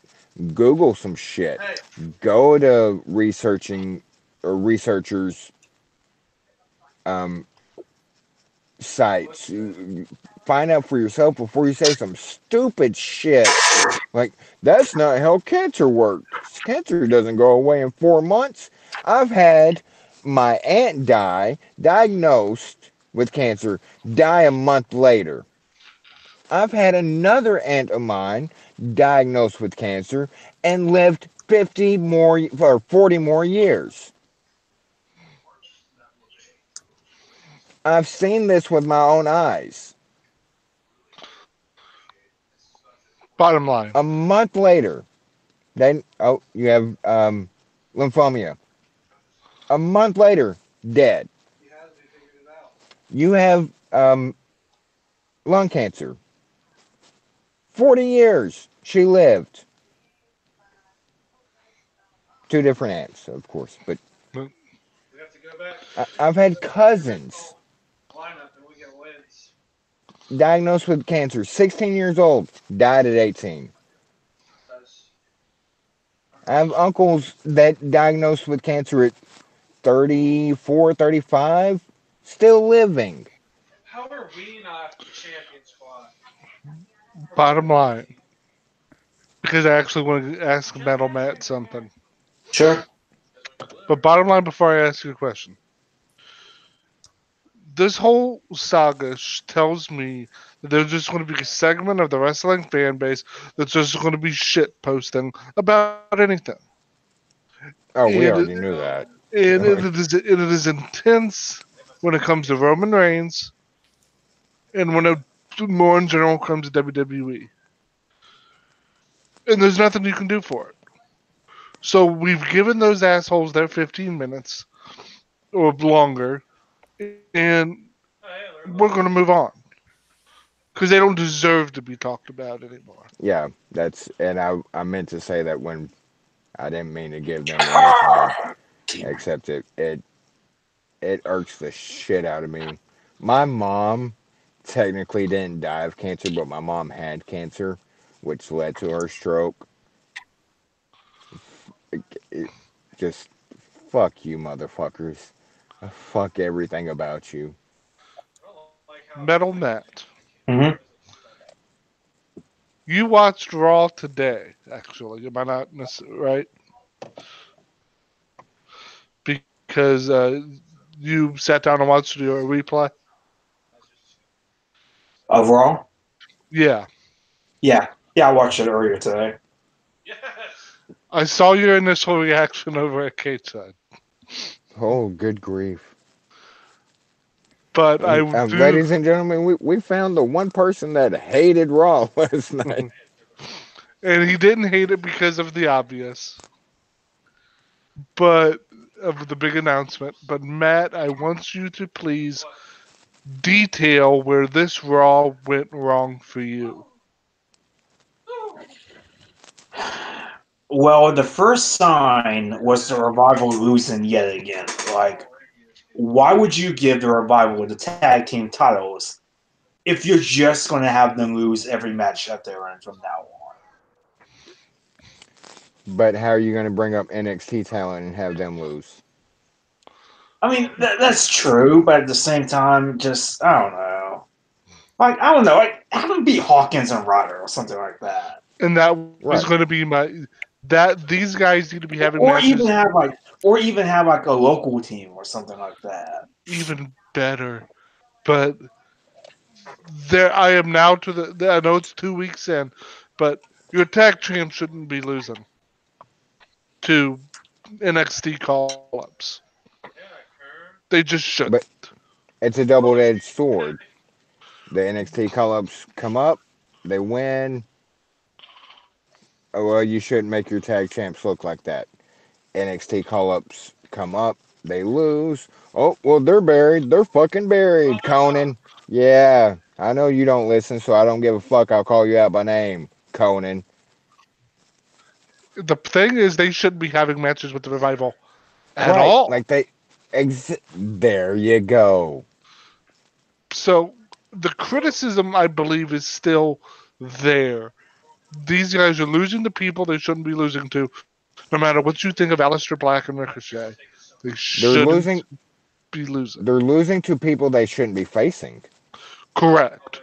You're right, and that's probably a better way of saying that. But there's nothing you can do for it because I think the revival are still on the way out. They just have the tag belts. I don't think that Vince is really going to want them to stay. They think he just wanted to placate them for the moment. And they'll be able to leave the company saying they were two-time tag champs. And that's what they're going to be. But I really want to know, Matt, Hmm? I really, really want to know. I just went Spice Girls in my head. and you But did out loud too. What did you think? oh Well, I'm god, just going to go ahead and let you go off. Ronda Rousey, Natty, Riot Squad, Becky, the whole thing. Just go off, son. Matt, you have the The floor. floor. You know, I figured out that WWE clearly does not understand Becky's character because they have made her Stone Cold 2.0 now, which it's not the worst thing in the world, but I think even Becky herself would say that she doesn't want to be anybody else but herself. I'm Just going. they just they have just made this whole storyline so overcomplicated and so convoluted. There's no reason, like I said a few weeks back when they first did the whole suspension thing. There's no reason to have the McMahons in here. There's no reason to have Charlotte in here. It should have just been Becky, Ronda, 1-on-1. And I get like slowing down the story. Okay, fine. Like there's still about a month left until WrestleMania. I get that, but don't do this whole entire convoluted thing. Just have them be in secondary feuds until WrestleMania. They just, I don't know. They really just kind of. I don't want to say I jumped the shark or anything like that, but they've really just kind of, or Jump even the shark. ruined it. I wouldn't even say that they ruined it. Like I don't know what the word I'm trying to look for here. It's just they're starting to have people lose interest in the storyline. I guess is what I'm trying to say. And guess what? That's exactly what is happening. Let me ask you just a couple, just a really Oh simple god, question. these never turn out well. This is a really simple question. After everything was said and done with that segment, from beginning to end, with the match, what happened afterward, Ronda in the ring with Stephanie, all of it. That Who was the looked like dumbest shit. who looked like the babyface? Becky, Really? No, yeah, After Becky hit Natty with the crutch? she beat Ruby and the Riot Squad. She deserved what happened. Okay, Mister. I'm talking. Take off that fan hat for a I was second. about to say like let's stand one at a My inner time. Matt Gibson was starting to come out of me. And I'm not happy about what they did to the Riot Squad either. Don't get me wrong. Yeah, But Becky looked like the heel last night, and Ronda was the honorable babyface. and, What? until it came to the Stephanie. That was What still the? a babyface promo. Well, first and foremost, let's since you used the word promo, Okay, that was the babyface rambling. that was an unintelligible like what the She needs to stop doing cocaine before she gets a promo. She doesn't know how to pace herself. She needs to learn how to breathe when she talks. But the she man, that did. man, what, and it. Oh my god! But let's look at what she said when you slowed the tape down. Slow it way down. She held up the women's championship and said, "This is a belt that isn't to my taste because you made it so gaudy." That line just came out of nowhere. But that is a smart babyface thing to say. That hit with somebody in that crowd. I know it did.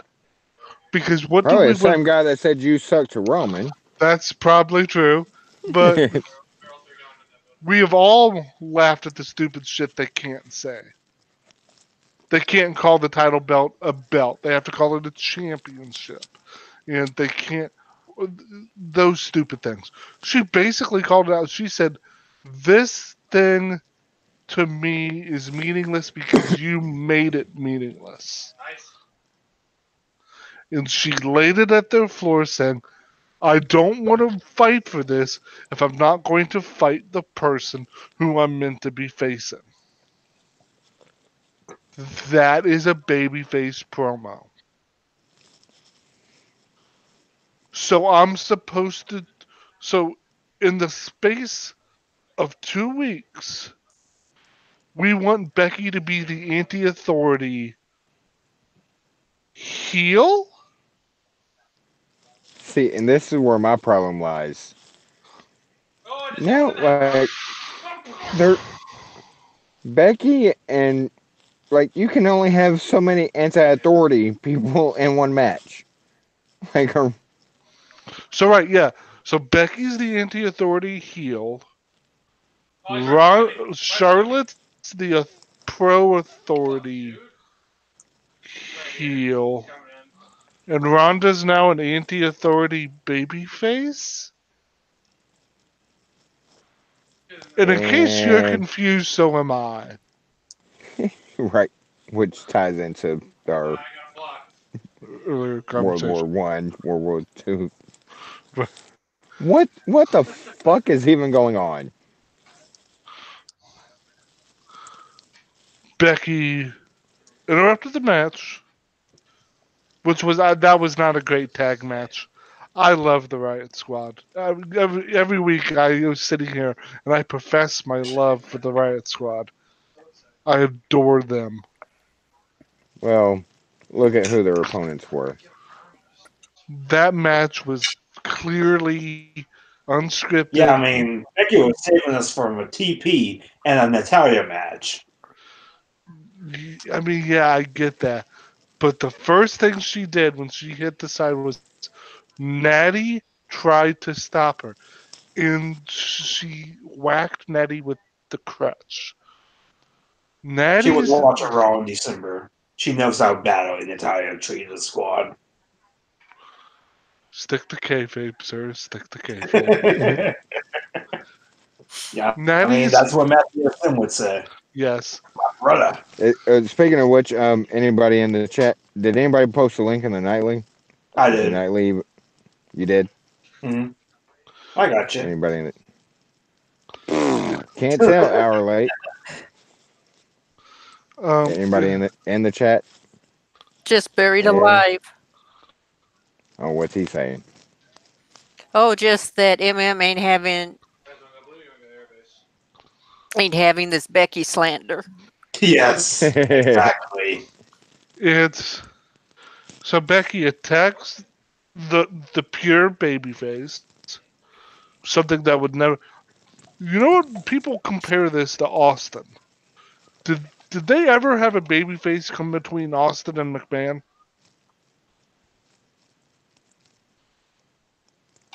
uh, Remember? I don't think it so. de- well, when they were a child, people were, scared to testify against them. Sorry. Oh Shout out to god, Todd. nice. But on screen, did they ever place a babyface to slow Austin down for any reason between him and Vince? A pure No. baby face. Outside. Outside. Outside. Uh, Not like what they're trying to do here. No, this is just so. Because had Austin hit a babyface while trying to get to McMahon, it would have muddied the waters for the babyface and Austin. putting Natty in between Becky and Ronda doesn't muddy the waters for Natty. It only muddies the waters for Becky because it instantly makes Becky look like an uncontrollable heel. The only That's a problem I see problem. here is Natty. Like, I'll say it, and I'll go ahead and give my at names and email at fireman6809 on Twitter, at ddee.carter614 at gmail.com. What they've done in the last 2 weeks, actually a little bit longer than 2 weeks, this went from thriving, this has to be main event, WrestleMania 35, to I don't really care if it's on the pre show. And this is what I will leave with because it's time for me to go. I have to, do the whole work then. And I will let you guys talk about the rest of the shows. They did this again tonight on SmackDown. Supposed to be Kofi versus Bryan at Fastlane. And spoilers for those who didn't watch. Mute it now. Vince McMahon literally comes out and says something to the fact, and they put this on online, so you can go read it. Brian Vince replaces Kofi with the returning Kevin Owens in the Fastlane match, saying Owens is more befitting of the moment than Kofi. Those are the words, and I'm paraphrasing. I'm sorry. So now we have a returning guy who people are going to want to cheer, but you instantly put him on the side of Vince, who people want to boo because he's the authority. And And I you, tweeted this. Kevin Owens eats bacon. Brian doesn't. Dude, no matter what, Kevin's the face here. I don't yes, care. yes, that is true. So now you're trying to put another babyface in a match, supposedly at the expense of another babyface. Now I could be missing some grander picture, and maybe I am. I think you are because I think we are actually getting Kofi Mania. I Most agree. likely. And I didn't watch SmackDown tonight, but You're it too is busy taking over um, the game empire, so it is amazing how lazy creative is. They, from what I can understand, they literally did the Becky Charlotte Ronda feud with Kofi and Bryan I and was Kevin gonna Owens. ask. I was That gonna is ask you. literally what they did. It's actually kind of admirable how lazy it is. I was gonna ask if you saw the obvious similarities between what they're doing Yeah. with those two because it's I think, and I'm going to go out on a limb here, this may be intentional. This may be them trying to tell a coherent, allegedly coherent story of Vince actively doing crazy things and Hunter and Stephanie not knowing what to do. um if Pitting there's if Hunter and there's Stephanie any versus Vince. if there's any Boston legal fans out there, Vince is do any of you three ever watch Boston Legal I know of before? the show. It had Shatner So are Fader. um you saying that Vince Vader. is shatting all over this company? No, what I'm saying is I love you, um Matt. Vince is pulling Denny Crane out of his mind, has to be replaced. Um, head of the company, but starts losing it, and so other people have to step up. This is literally this Boston legal story of, And if that's but what they're doing, I'll commend them. That's actually pretty genius. because The long story problem, short, and I know you got to go, but Boston Legal is one of my favorite shows, and in fact, I play it when I get off work. It's like they play back-to-back episodes, and I watch it every afternoon. Um, Denny Crane started the firm, the law firm. As he gets like he's the most famous. They're in Boston. He's the most famous lawyer. Blah blah blah. Starts getting older. Starts losing his mind. Um, and people start questioning him. People start like behind the scenes like overriding his decisions and stuff because the dementia starts taking over. And but that's exactly how I'm seeing this situation play out. Of Vince is in full control because it might as well be Vince Wrestling Entertainment, um, because his name's on the door, as they say in Boston legal. Like that's my name on the door. Um, and but the other people start realizing that he's out of touch and he's doesn't have it anymore, and start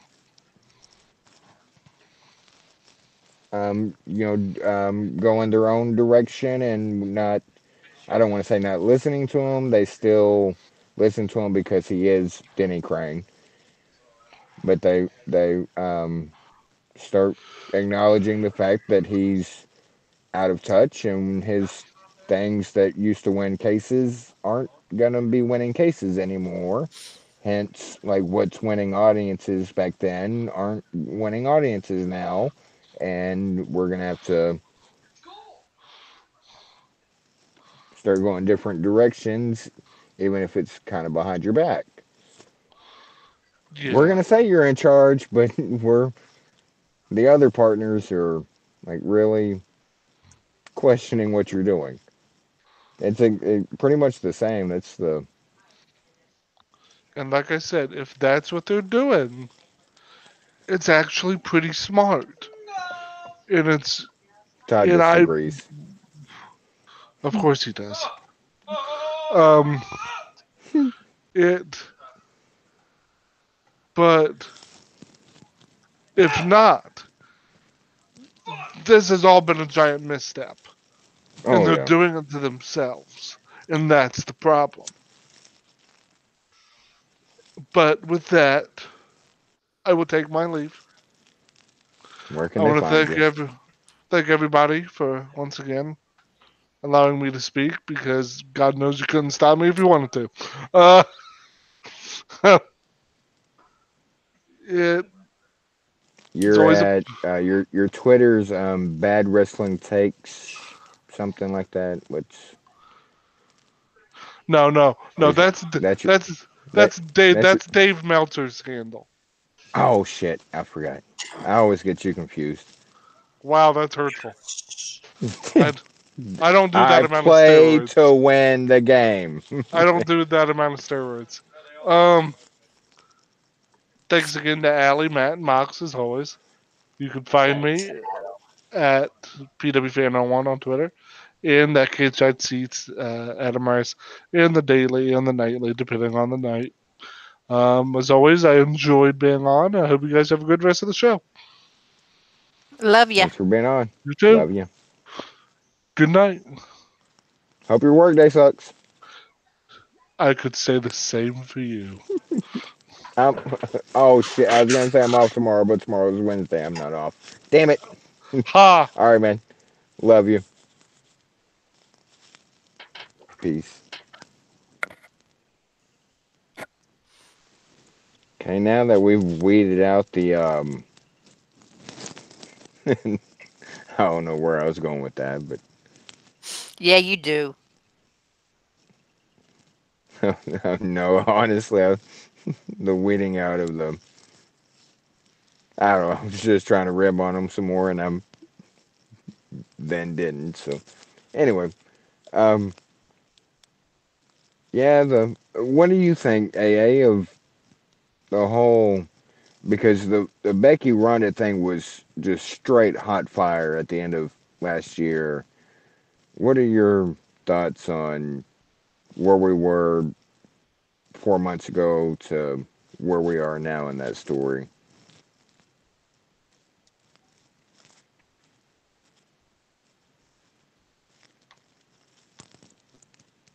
Did I lose you? Who you asking? You, your name's AA. I said, who's you asking? I haven't watched Raw, so I haven't been following the storyline. We've talked about it enough though that okay. So I haven't that's really a given it any thought. well To be honest, bad. it's a World War I. Yeah.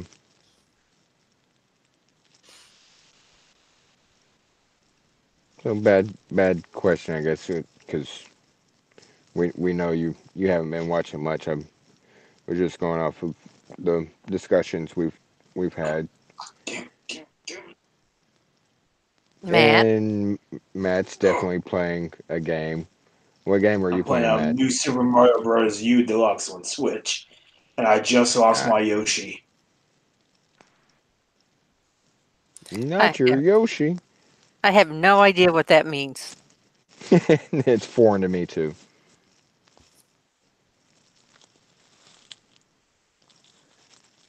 Yes, and I got him back. Yes.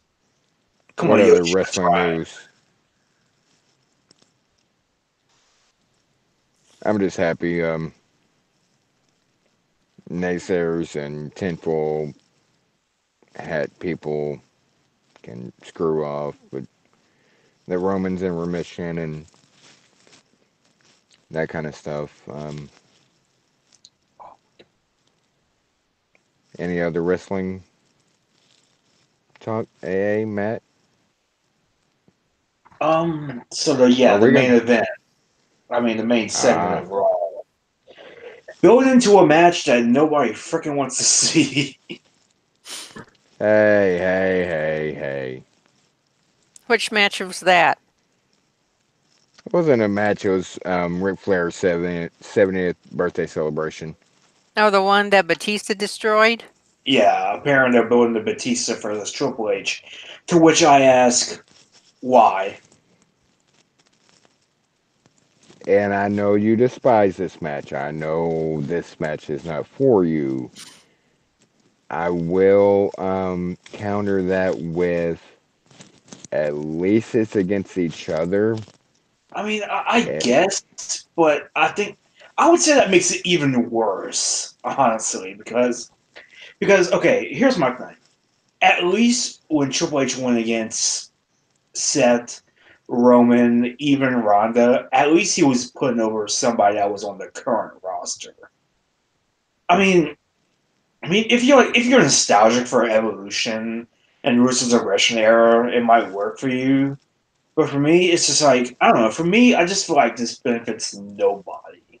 Like it's not sir, getting anybody on the current roster over.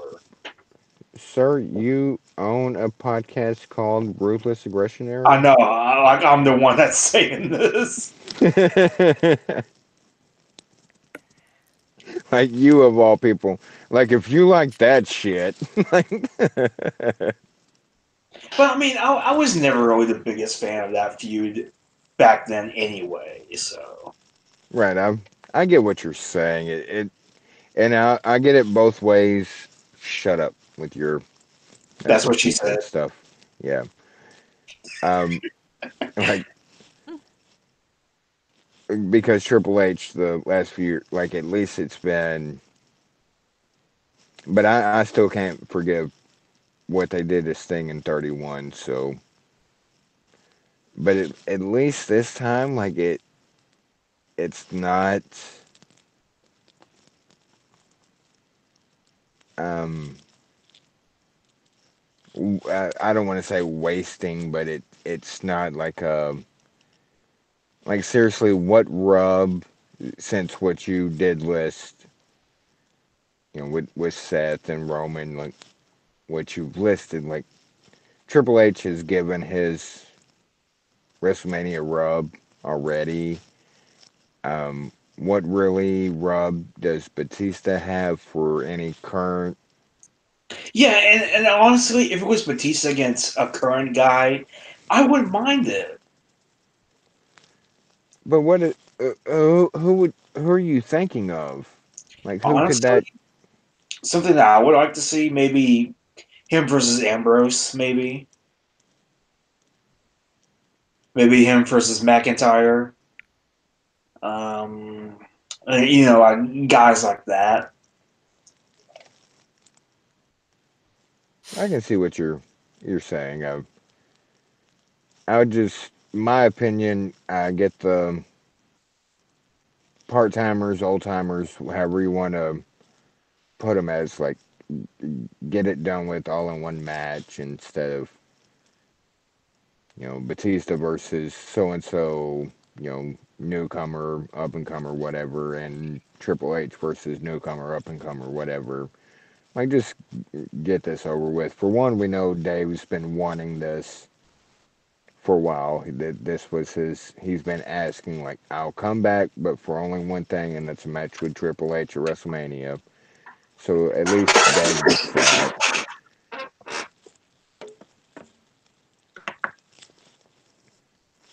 Uh, I can see both sides of that coin of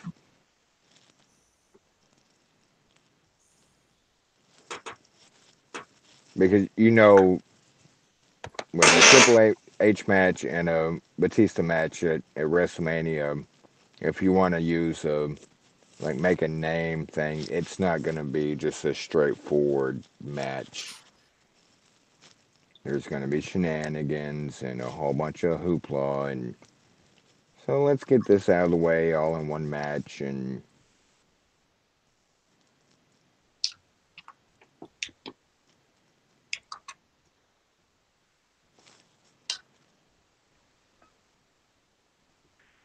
especially with we're what a month and a half or so from WrestleMania. Like, what could they really build to for either one of Triple H or Batista? So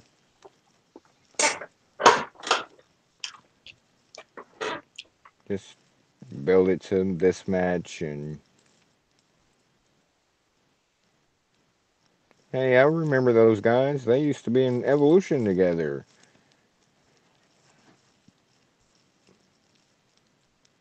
I'm happy for Dave because Dave it has been on record of saying I want to come back and I want to be a heel. They messed me up last time, bringing me up as a face when I, excuse me, pleaded to be a heel. They messed that all up. So let them come back heel. How Triple H is a face, that's going to have to work out a little bit unless we do get a full on.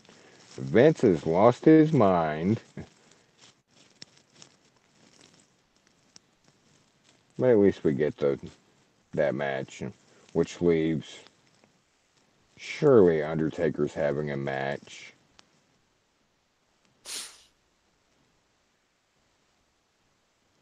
A whole different podcast of our what we think WrestleMania card would look like. But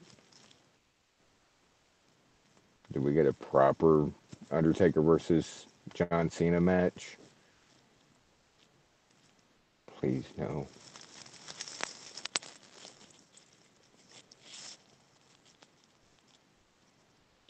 And one final thing I will say about Raw before we move on: Roman announcing that his cancer is in remission, and Sasha's ponytail were the best parts of the show.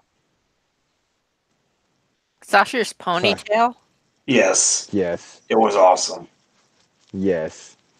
Okay, There's I That just goes to show you how eventful Raw was. what was so awesome about Sasha's ponytail? It just looked great. There's people, you know who Ariana Grande is, right? Yeah. Eh, okay. There's people, you know how Aaron, yeah, you know how she wears her hair. Well, Sasha kind of wore her hair like that, and Mm. it did look. It was pretty good. I guess it's something you had to see.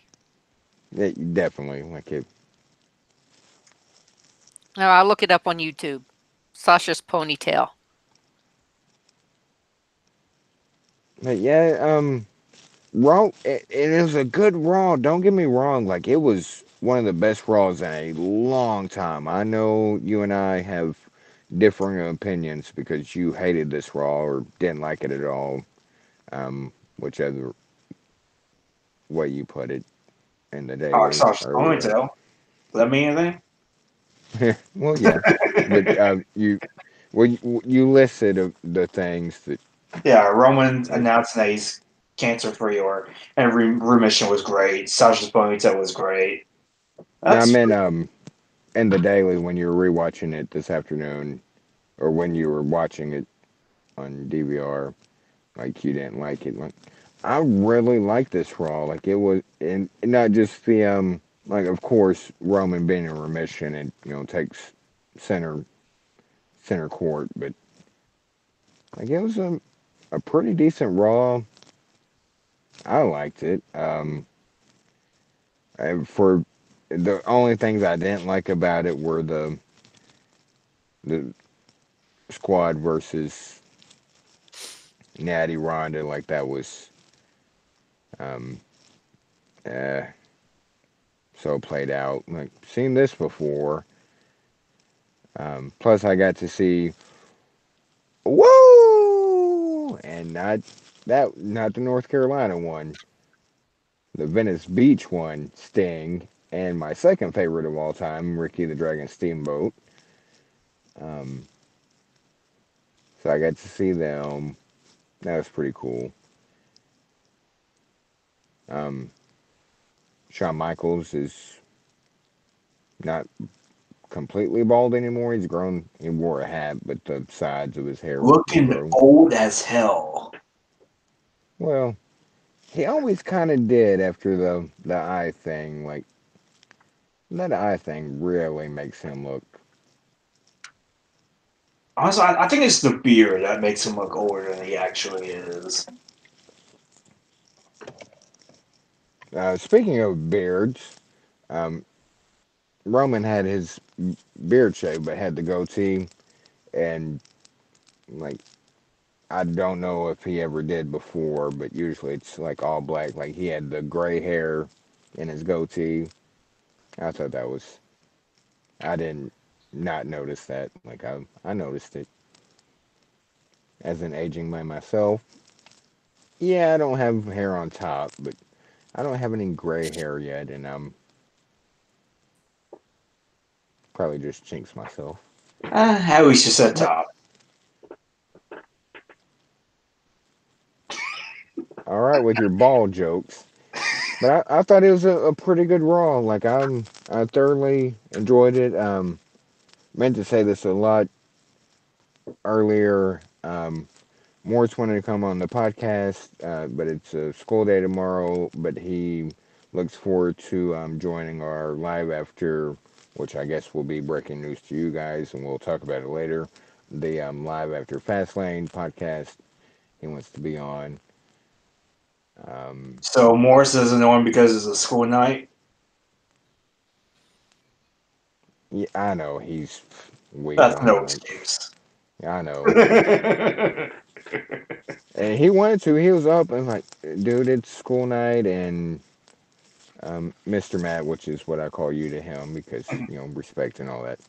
And Mr. Matt's going to be late, so we might go late, but he did want to come on. And I told him next time he wanted to give his opinions on not just Roman, but he is like a couple of other of us with the whole Becky, Ronda, Charlotte. That he wanted to say hi to everybody, and I told him he can be on the live after Fastlane podcast. So since apparently he's the draw of the show, but yeah, I liked Raw. It was, I don't know if it was just the high of the opening segment and Roman's announcement. One thing, and I brought this up earlier, Dean not coming out together like at the end of Roman segment. Like I get it, but I wanted it to happen just because I'm a mark. But them coming and saving Dean, but not really acknowledging Dean later in the night from Drew, from the beatdown of Drew and Baron and all them. Seth bringing the chair was just a great callback. And then Roman and them clearing house. Roman hit three Superman punches and spears Drew. And Dean's just in the corner, just hurt to hell. And they just leave the ring. Dean's still in the corner, hurt to hell. And like, surely they're going to acknowledge Dean. And they don't even acknowledge till they get back up the ramp and just turn around. And Seth kind of has like a smirk on his face. Roman is kind of smiling, and Dean is still thriving in pain in the middle of the ring. Like that was just a great moment as well. It's, there are no fist bumps or anything like that. Or I like that too.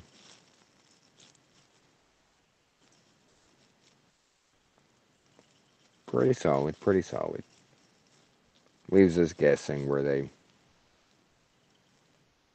go with the whole Shield thing.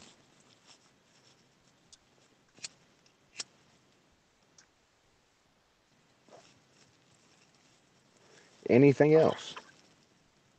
I can't think of anything.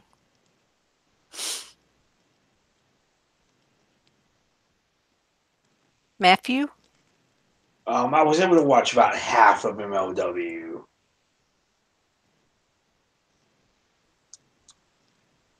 What happened there? So MJF cut a promo. As usual, it was bad. As bad as Rhonda's? Oh Lord. About.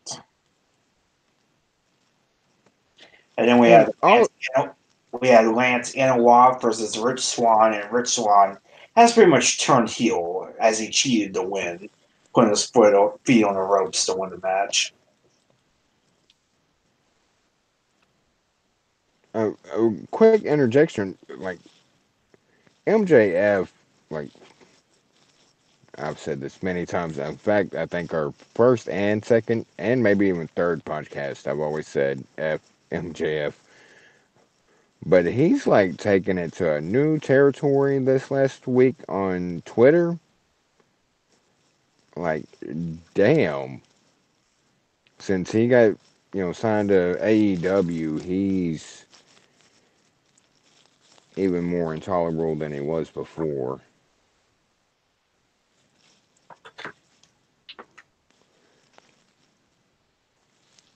But what else with MOW? We also had Mance Warner's MLW debut, and that's pretty much where I stopped because I had to go to work. And he cut Didn't an incomprehensible promo beforehand. didn't he face Laparca? No, it was like, what the hell did he face? Shoot. Oh, it was Jimmy Yuta. It was Jimmy Yuta. Oh yeah. Okay. And beforehand, he cut an incomprehensible promo about what I have no idea. Like, okay, boy, here's some light beers. Here's some light beers. I got some light beers for you. Okay, one, I'm going to poke him in the eye because I like to poke him in the eye. All right, and number two, I'm going to take my knee pad up. I'm going to turn it up, and I'm going to turn it down. All right, yeah, we're going to do this. We're going to do this now. That's pretty We much need how his to. promo. Yes, we need to start doing like a counter of who did more cocaine before their promo, Yeah, Ronda pretty or much. MJF. Yeah, I mean, MJF's promo was it was more subdued, I guess. So it made more sense to Mance Warner. or yeah, I know we're good. I know you were at work. You didn't watch SmackDown. You won. It got brought up earlier. The spoiler from the opening segment What opening segment? of SmackDown.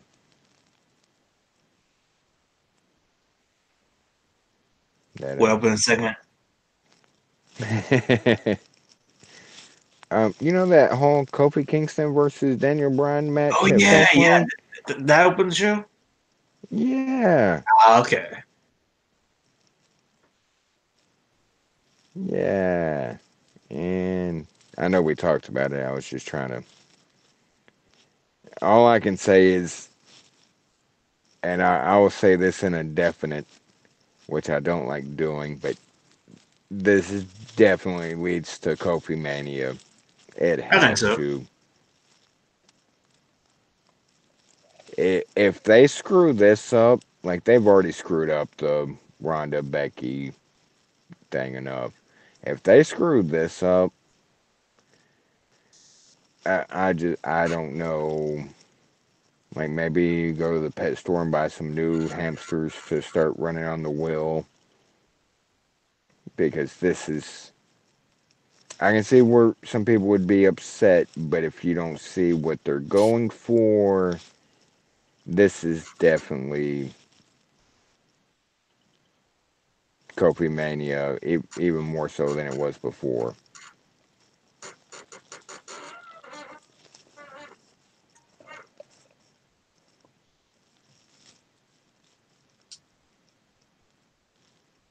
Um, and again, I know you were at work, so you didn't watch SmackDown. So Yeah, I have a DVR. I'm gonna try and watch it tomorrow because Okay.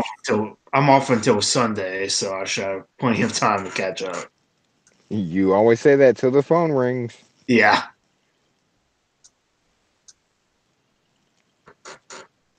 Da ring, da ring, da ring, da ring, da ring, da ring, da ring. The phone Oh, ring. you and your damn Pink Panther, you get it in somehow every week. Somehow get in Pink Panther. No matter what topic, you always get in your Pink Panther reference. I commend you for it. It wouldn't be me if I didn't get it in. Oh, Matt, where are you on that one, Matt? That's what she said. Literally.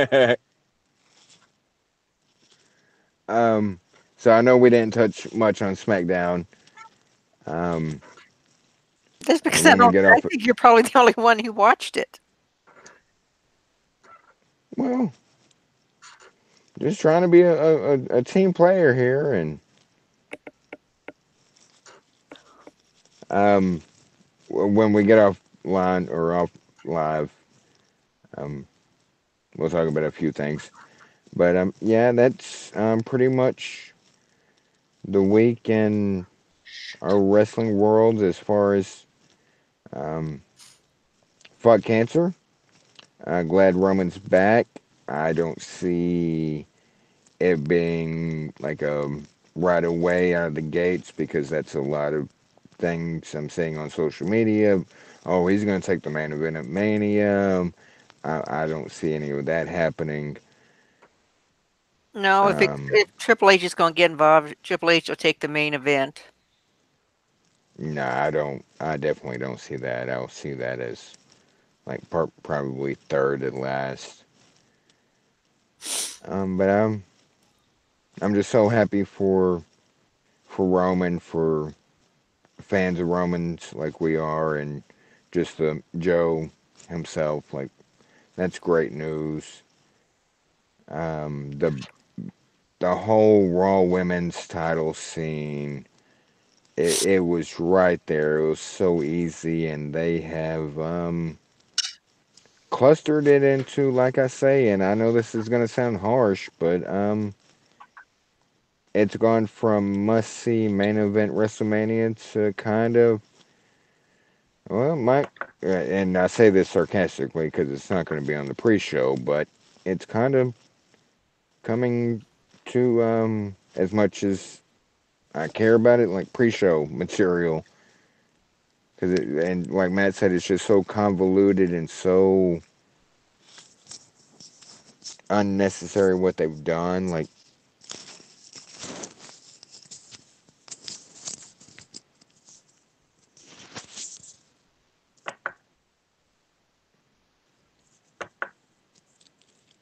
I just,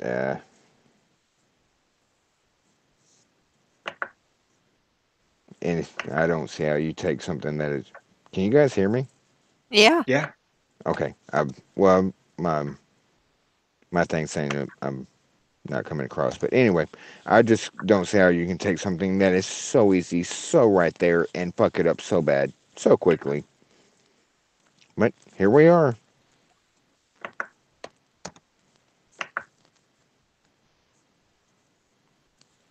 So I guess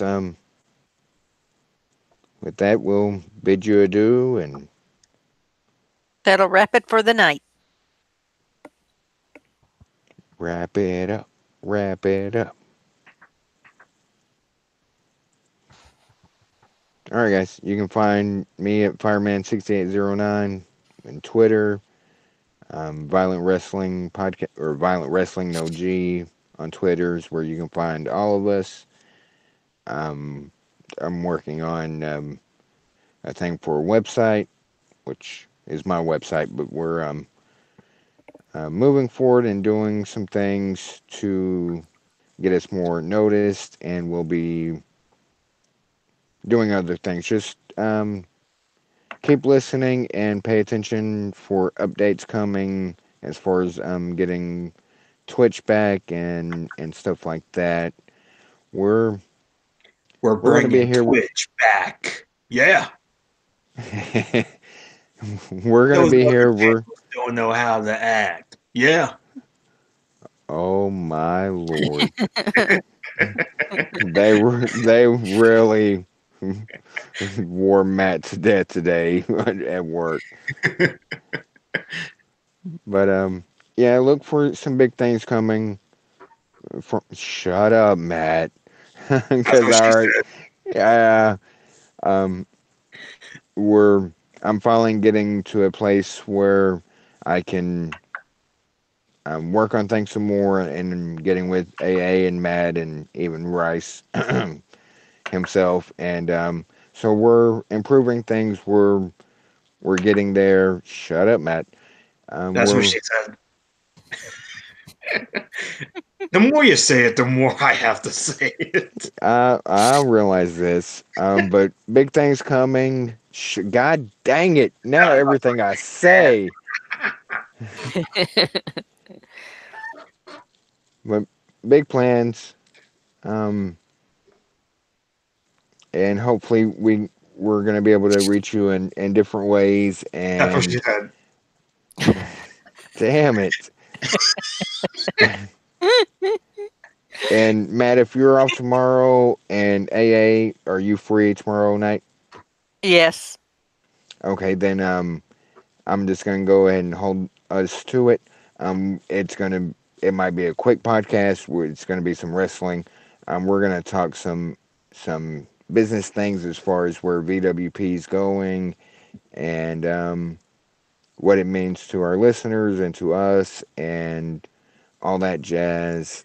And AA, or Matt, where can they find you? Well, you can find me on Twitter at MailMat15, also hang on KSMC, hang on in the daily and the nightly.